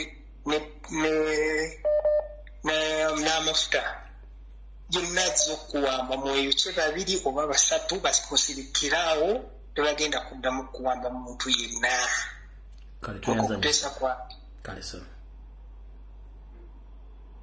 halo ekyakulamusizaako nnyo nkale nyabo nawe gye bali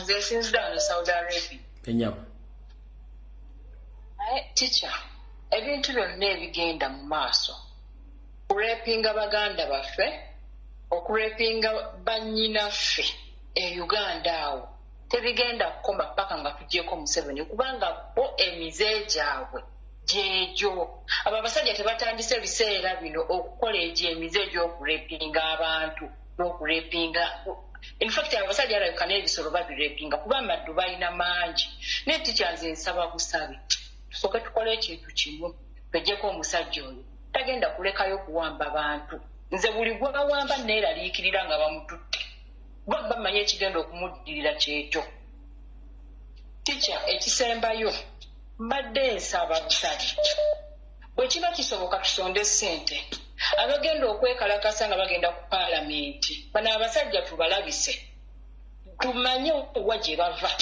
tica tugule enjegere abagenda okwekalakasa beesibe enjegere kuba bino bye beekwata emikono abasajja baba batagulula beesibe enjegere bafune omuntu abeera ebbali nga baba abasirikale balina bambega ababeera ebbali bafune omuntu ali ebbali ng'alina bluetooth n'essimu bwe bajjira abasirikale bati okutandika okubakwata baleetera ebimakaasi okusala ennyondu okusala enjegere ono ateekeko oluyimba lw'eggwanga ku bluetooth tulabe ebisajja bye batebiwa luyimba lwa ggwanga kitiibwa tumanye gye bava nti gye bava kuba batwesibyemu bajja kutubuulira simba wakati awo esebo omupangisa bw'aba apangisizza ennyumba yo ng'ogimuwadde agibeeramu nga bwagizimba oba aleka agikyankalanyiza aleka agikyankalanyiza kati Museveni ne guruupu ye si bannayuganda kyova olaba nti Uganda ne bannayuganda tebalina bbenda ewera mu Uganda ensi baagireka nga balina gifuula kifulukwa ekyokuteeka oluyimba ly'Uganda tenekye lugenda kutaasa abasajja si bannansi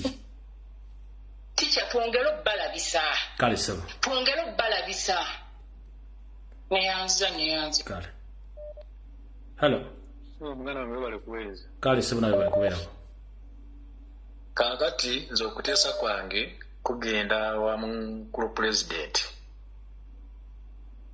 pulezidenti batandise okuwamba abantu abali ku lusegererwe. Nze kusaba kwange kugenda beera nti kuba twafuna security alert zafuluma dda. Nga bakutte omusajja nga wolaba Kivumbi baamukutte. Nga tusuubira waliwo n'essuubi okubanga bagenda kukwata Edi Mutwe. Nga bali ku basajja aba pulezidenti bennyini abamuli ku lusegere. Badde nsaba pulezidenti abeeko ekintu kyatukolera. Tuyinza okugamba nti buli kimu tukirima pulezidenti, naye ku ssaawa eno we tulaga tubale tusaba ebintu bikyukemu. Ayogere ekijja kijje, olwedde abantu babawamba babatta. Kakati ayogere ekijja kijje, atalisituka yalimanya. Naye nga waliwo ekikyuseemu kuba kati wano we tulaga waliwo twetaaga ebintu bikyukemu enkuba.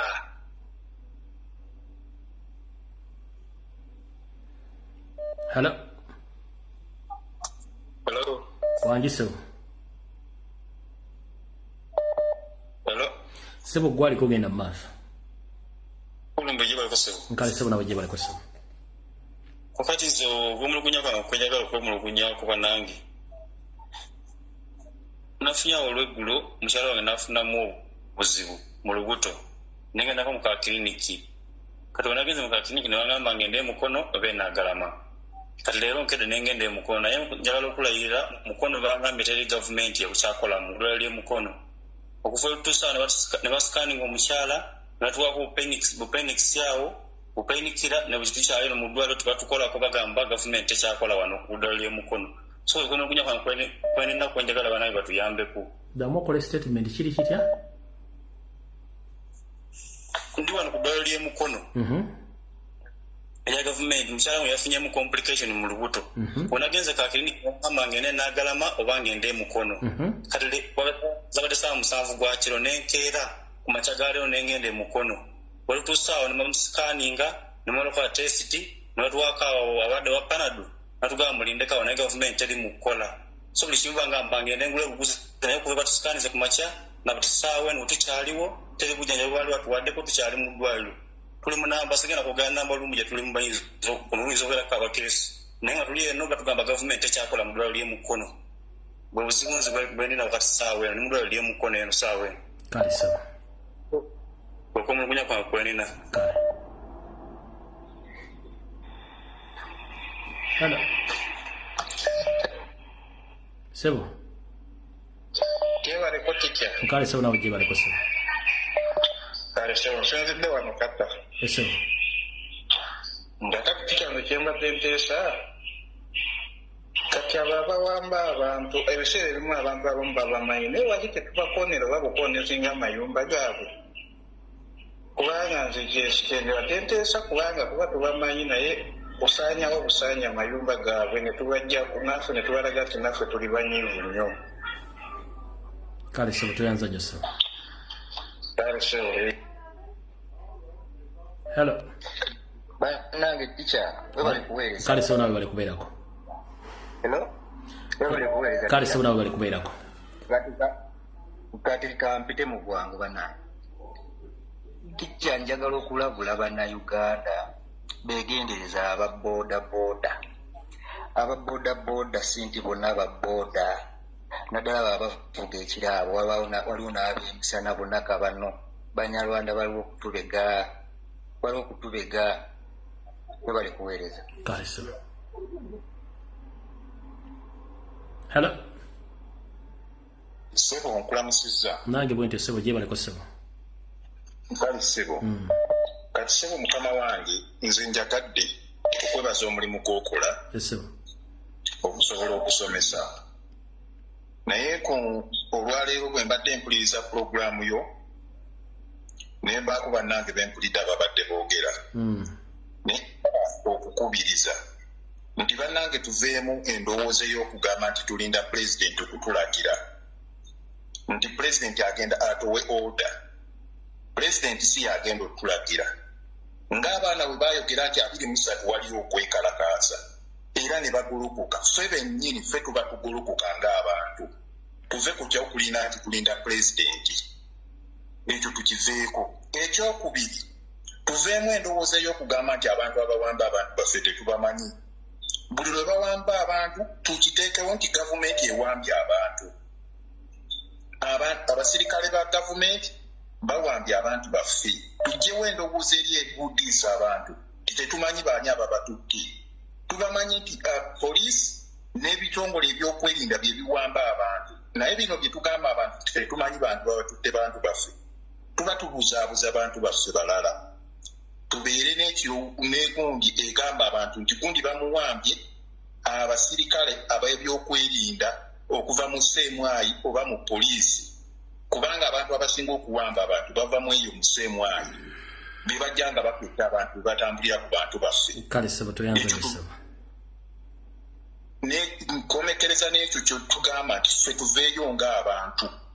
Tuleme kuyimirira nti tulinda pulezidenti okutulagira. Kale sebo. Tukikole abantu. Neyanziza nnyo neyanze. Kale sebo. Hello?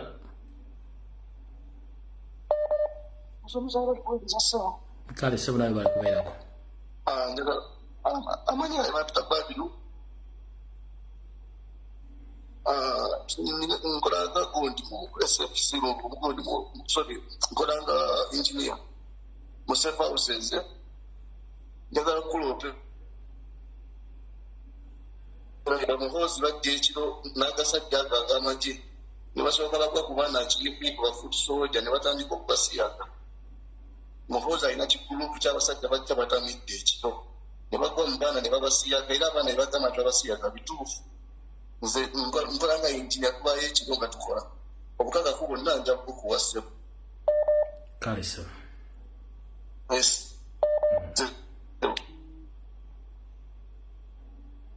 Hello? Kale sebo nawe jiwe. Nkwebaza nnyo as usual obutalekeeregwa mali Uganda kubanga abantu badde omu ku bannayuganda abaleke babidde tugaa tebinkwatako naye Chemical Ali nkwebaza nnyo yasamukama nako kyosinga okwagala. Bannayuganda tukyalina obuzibu bunene nnyo.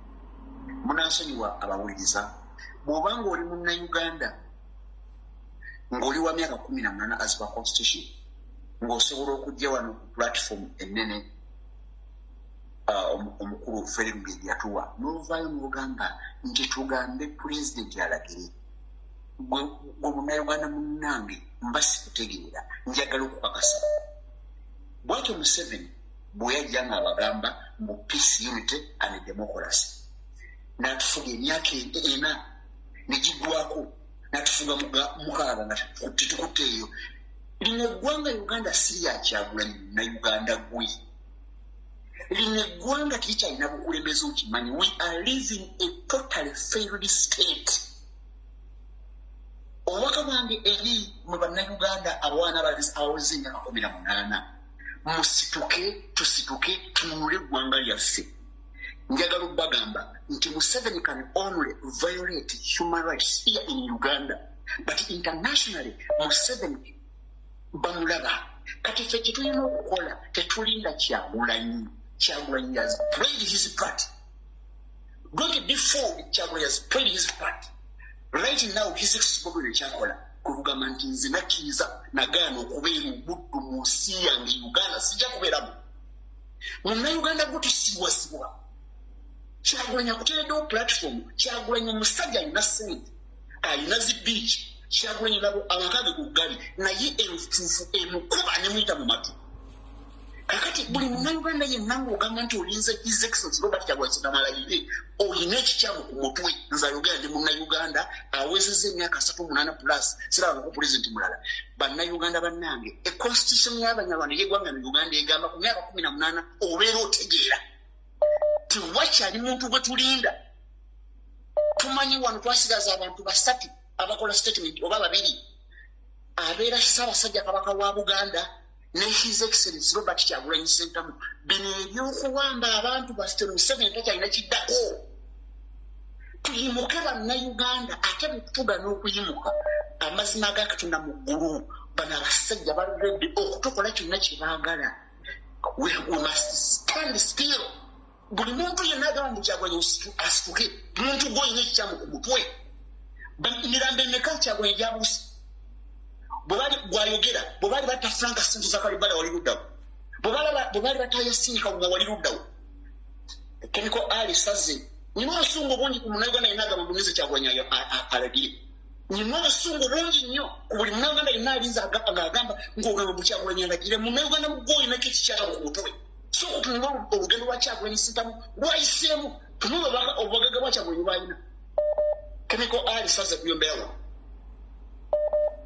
Bannayuganda naddala abali mu diaspora mwawulidde oba kubavudde ewa Ssaabasajja Kabaka enkola ya Museveni kozesa abo abaliranye Kabaka okumumaliriza oba kumumanyi yenkola ya Museveni kozesa abaliranye Kabaka bayita ababe bamumalirize kubanga Museveni ajja mu muliro n'ayagala ate ajja aguzikize eyo ye system ya divide and rule Bannayuganda mmwe naddala bali mu diaspora nga maliriza musajja wa Chemical Ali mwongere mubanje Ssaabasajja Kabaka kubanga Ssaabasajja Kabaka mukimanyi mulwadde wano ali mu Uganda basobola umukola kyonna kye baagala musooka mutunulwa obusungu bw'ono omusajja Mayiga ayi Ssaabasajja Kabaka tukusabira naye tukimanyi nti tuli safe Bannayuganda temubongoota abangali ayi Ssaabasajja Kabaka amen.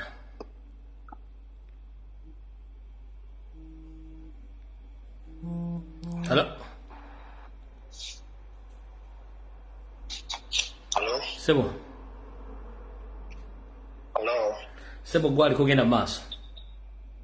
Jebaleko muganda wange. Kale sebo nawe jebaleko.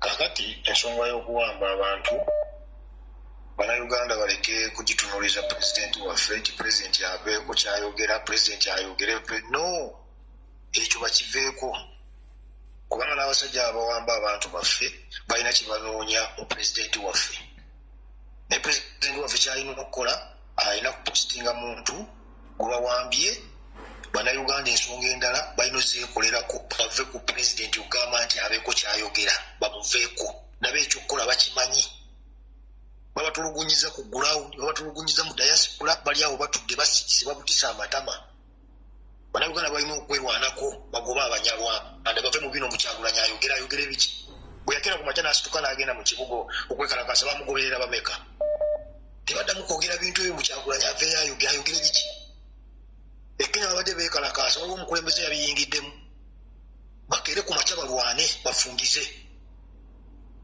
ekyokubiri Mayiga aleke kugamba nti oyo omusajja omunyalwanda bagasumba aleke kugamba mbu simala Obwakabaka Kyagulanyi simani Kabaka Mayiga olwedde yeefuula dda Kabaka tabaddeewo Mayiga ng'atambula Kabaka yasomye speech yasomye gundi ye n'agamba tasigira Kabaka tasigira Mayiga abadde yeefuula Kabaka be baggulawo emipiira be bakola biki kitegeera ekirala Gasumba ali mu overstay era wabuuziza nti Gasumba ali mu diaspora Munyarwanda Rwanda ina bola ne Uganda yavadde ali mu overstay byebyo muganda wange kale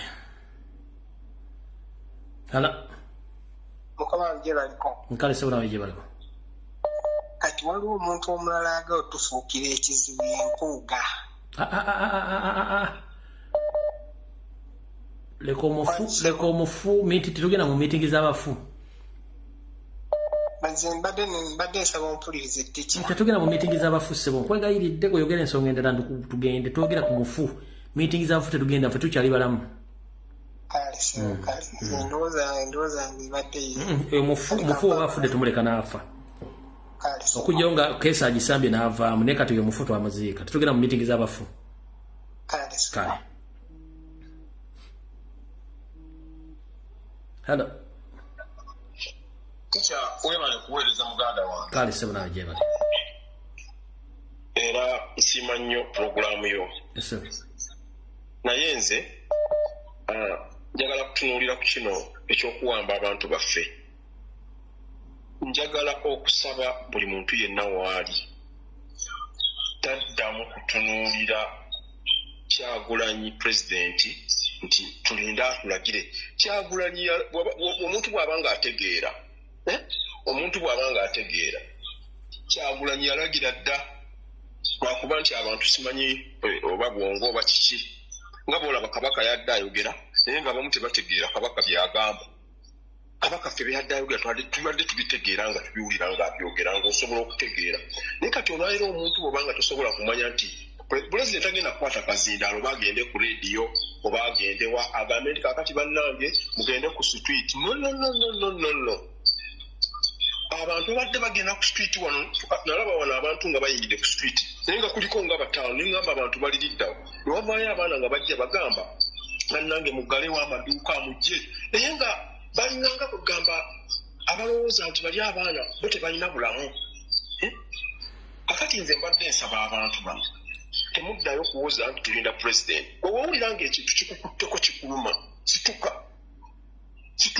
Badde ndaba wano ebibeera e Kenya ng'olaba omuntu omu omuvubuka omu namulaba ng'ayimiridde mu maaso g'abasirikale bakutte emiggo naye ng'abayimiriddemu bw'ati yali ayambadde yunifoomu ng'eringa ey'amagye naye ng'abagamba nze nnwanirira mmwe n'olwekyo gaawe. Kakati bano abantu abaffe abalowooza nti bajja kulinda komandi tewali agenda bakomandinga omuntu yenna w'oli n'owulira nti kaakati tusituse situkiramu nga mu by'okuwoza mbunno ogenda kulinda ki? Kulinda pulezidenti ajja akulagire.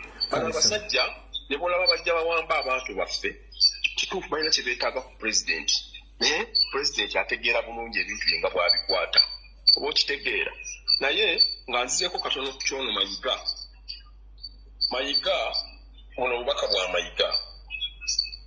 Mayiga mbadde nkusaba bw'oba oli mugezi oba weeyita omugezi mbadde nkusaba otuviire Mmengo kubanga sinawe njogera bigambo byange sikulabako sikola naye wano nkufunye era mumanyi kuoli owulira. Mayiga nekulira ove Mmengo Kyagulanyi gw'olumba nti tetutwala bifaananyi by'abannabyabufuzi ku mbaga. Kakati ffe nze ngenda nakwanjula naye nja kukwata ekifaananyi kya Ssaabasajja Kabaka nkwate n'ekya Kyagulanyi kitwale. Kati gwe Mayiga ojja onkwate nti omenye mateeka. Simanyi Mayiga lwaki olwana ne Kyagulanyi takwanukulangako kigambo kyonna kimu buno bubaka bugu takwanukulangako kigambo na kimu naye buli lwovaayo n'oyogera ebigambo byo byonna obisindika wa Kyagulanyi yakola ki? Kyagulanyi oweefudde kabaka lwovuma abantu simanya ffe tuvoola Obuganda govoola Obuganda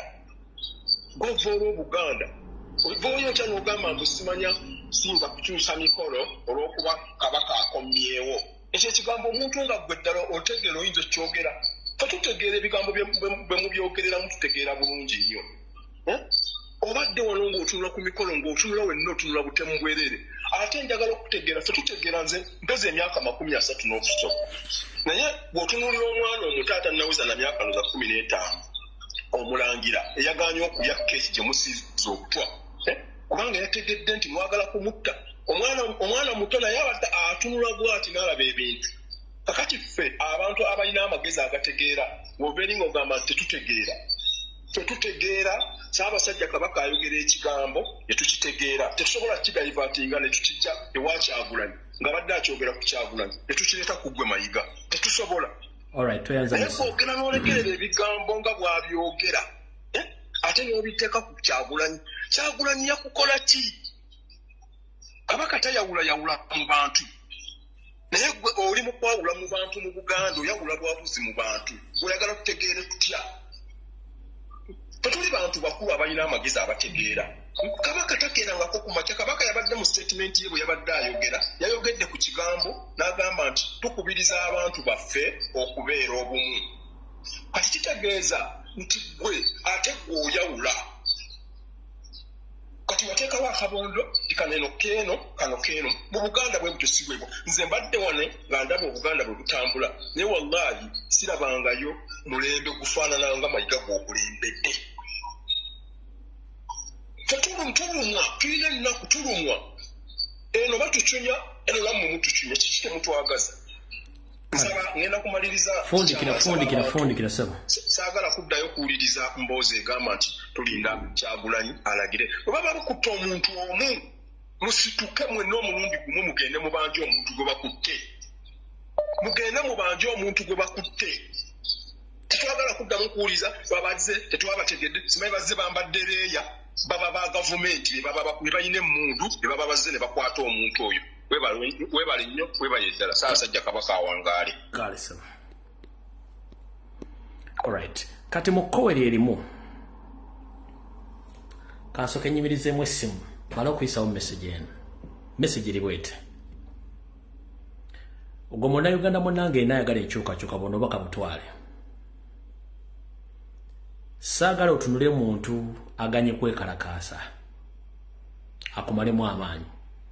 Saagala otunule muntu aguddewo dduuka nga gwe lyali ggaliwo akumalemu amaanyi. Saagala muntu akubula ebiboozibozi bimalamu maanyi oggwemu amaanyi. Beera n'ekigendererwa kyo ekyokukyusa obukulembeze mu nsi yo nga ggwe omuntu.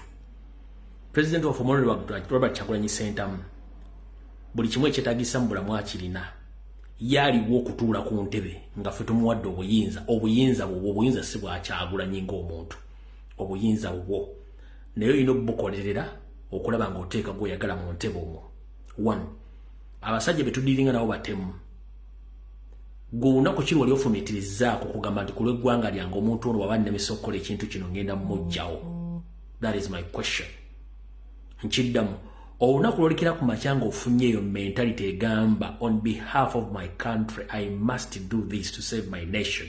Ojja kuba otuuse mu bracket e Rwanda nga tolinze Kyagulanyi nga tolinze Lumbuye kugamba tolinze muntu simanya gaddewo edduuka simanya tagaddewo simanya gudde simanya taguddeewo. Kasi tofuna mentality ekugamba nti nsobola okukola ekintu kino ku lw'eggwanga lyange. Here we are. Tujja kuba tutuuse ku level ey'okufuna abantu ne baba 27 nga basobola okulwanira eggwanga lyabwe. Nkiddamu kasita munaafuna mentality egamba nti I can do this on behalf of my country. Kiba kitegeeza tuba tutandise okufuna abantu abaddala. Kasita omuntu omu n'oga nti ekimala kimala nsobola okukola ekintu kino ku lw'eggwanga ojja kuba ofunye mentality erwana okujjako mu 7. Mu 7 yafuna ba trustee 27. We are almost million 7. Tetusobola kwerondamu bantu bawera 15,000 ku mutwalo abayina the same mentality bwetyo.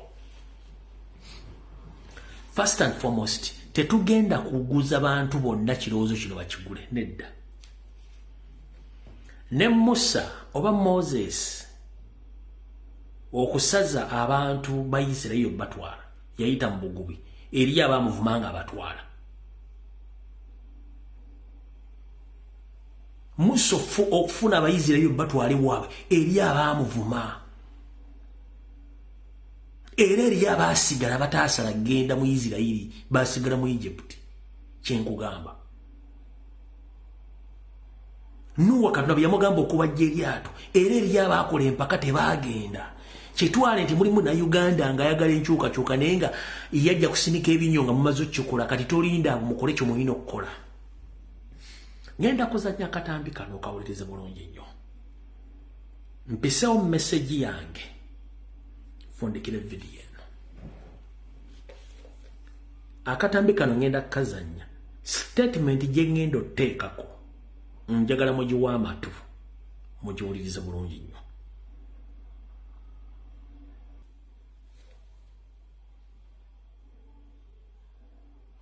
N'owulira obubaka buno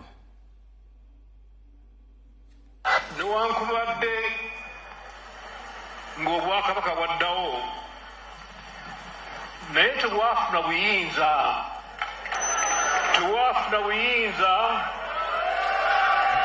okukola emirimu nga bwe bwakolanga edda okuviira ddala ku ntandikwa yaabwo. Kimu twagala wenkanya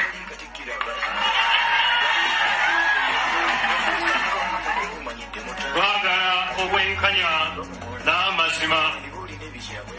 Ensonga za justice omuntu bw'abanga alwanirira ekintu ekikye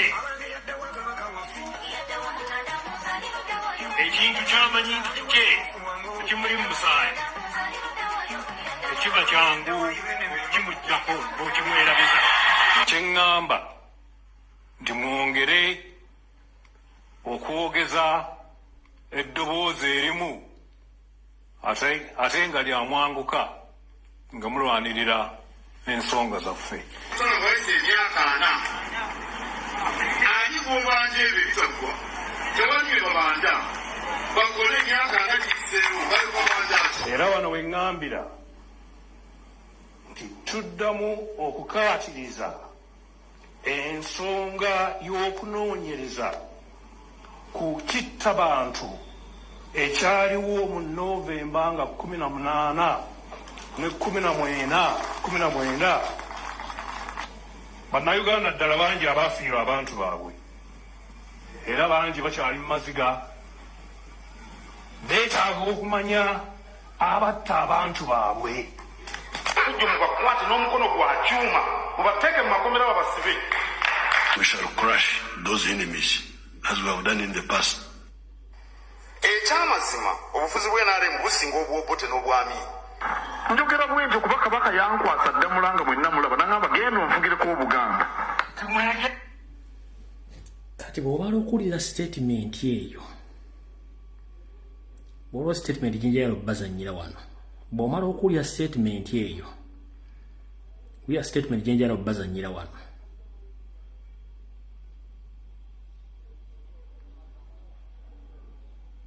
manye obudde budduka era statement jinjayala obbazannyira wano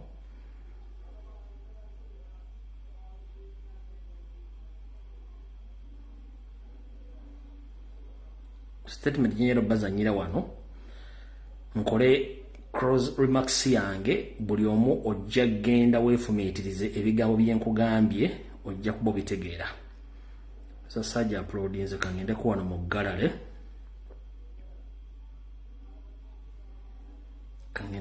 gallery sajja uploadinze ngende kuwano mu gallery ndowooza tulabe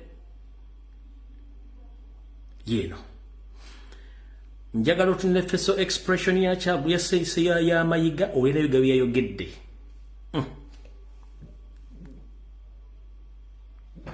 Linda katono. Njala muli ebigambo by'ono mwami nkole cross remark statement yange. Wulira. Yebadde ki? Kankiddemu wayinza okubaawo abagezaako okututawaanya naye okutuwangula kikafuuwe.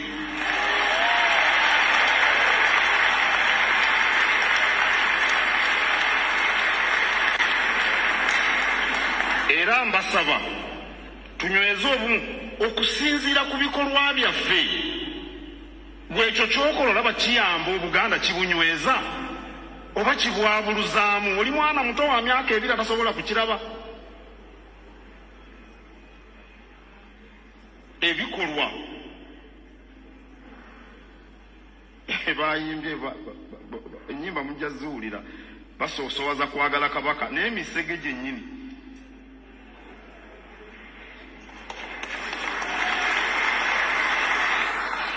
Alright. Kubukote tutwalayo bifaananyi bya bannabyabufuzi. Kanfundikire bwenti. Bw'ogatta ebigambo by'obuvideo bwenzanye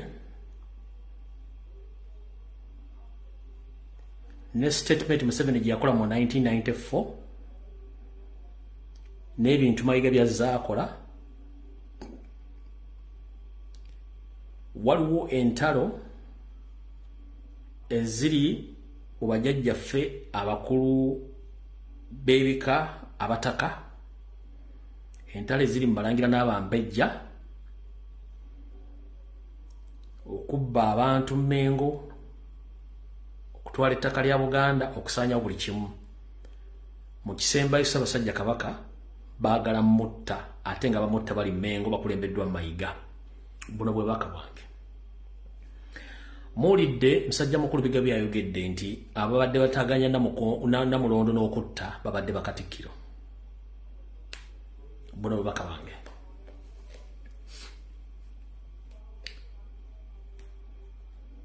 Kyonna kikiri obulamu bwa Ssaabasajja Kabaka nga ye omuntu okuwona kwe nga Mayiga avudde Mmengo,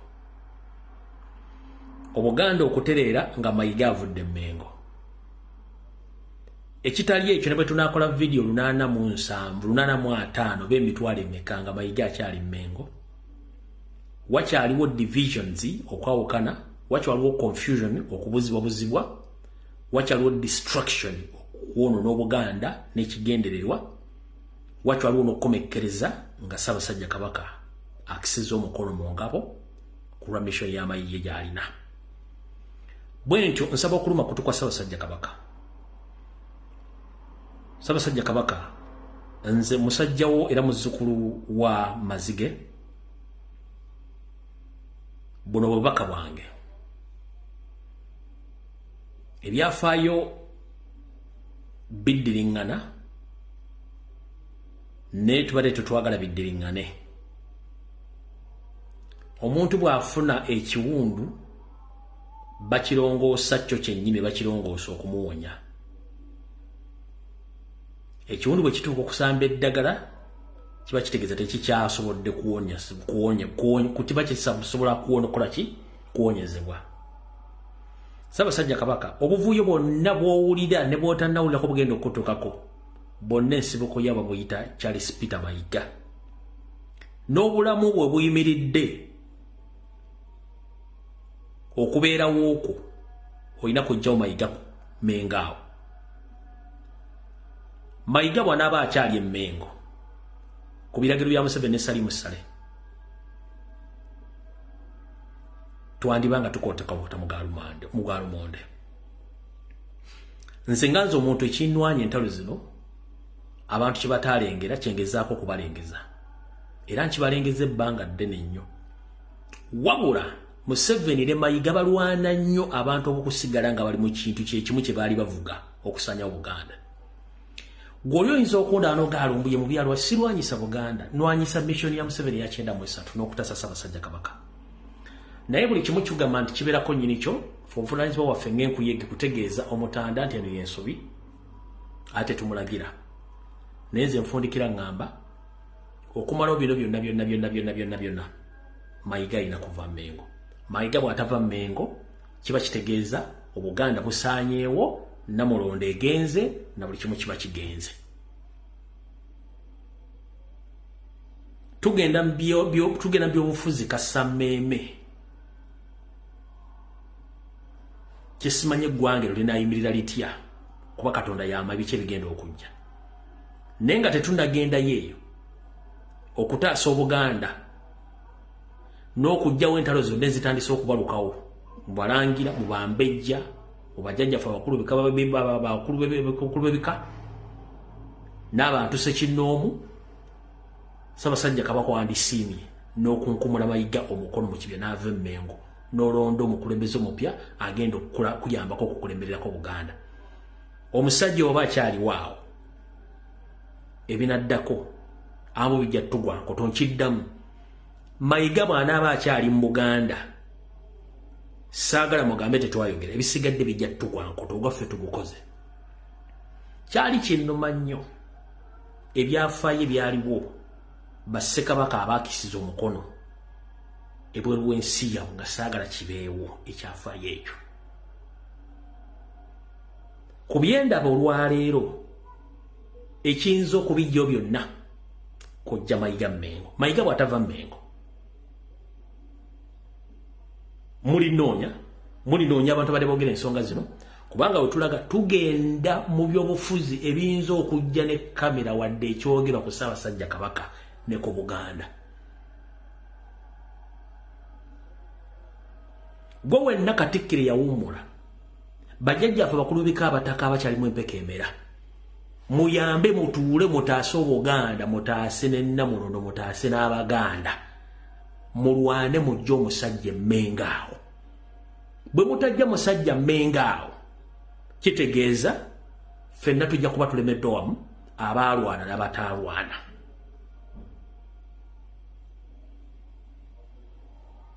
Amaanyi galina Museveni yagamuwa ng'abalabe boogeza amaanyi naye ng'ekigendererwa kyakimanyi kubanga mwenna mukimanyi bulungi Mayiga musajja mwenna tannakyasobola kukolera Buganda.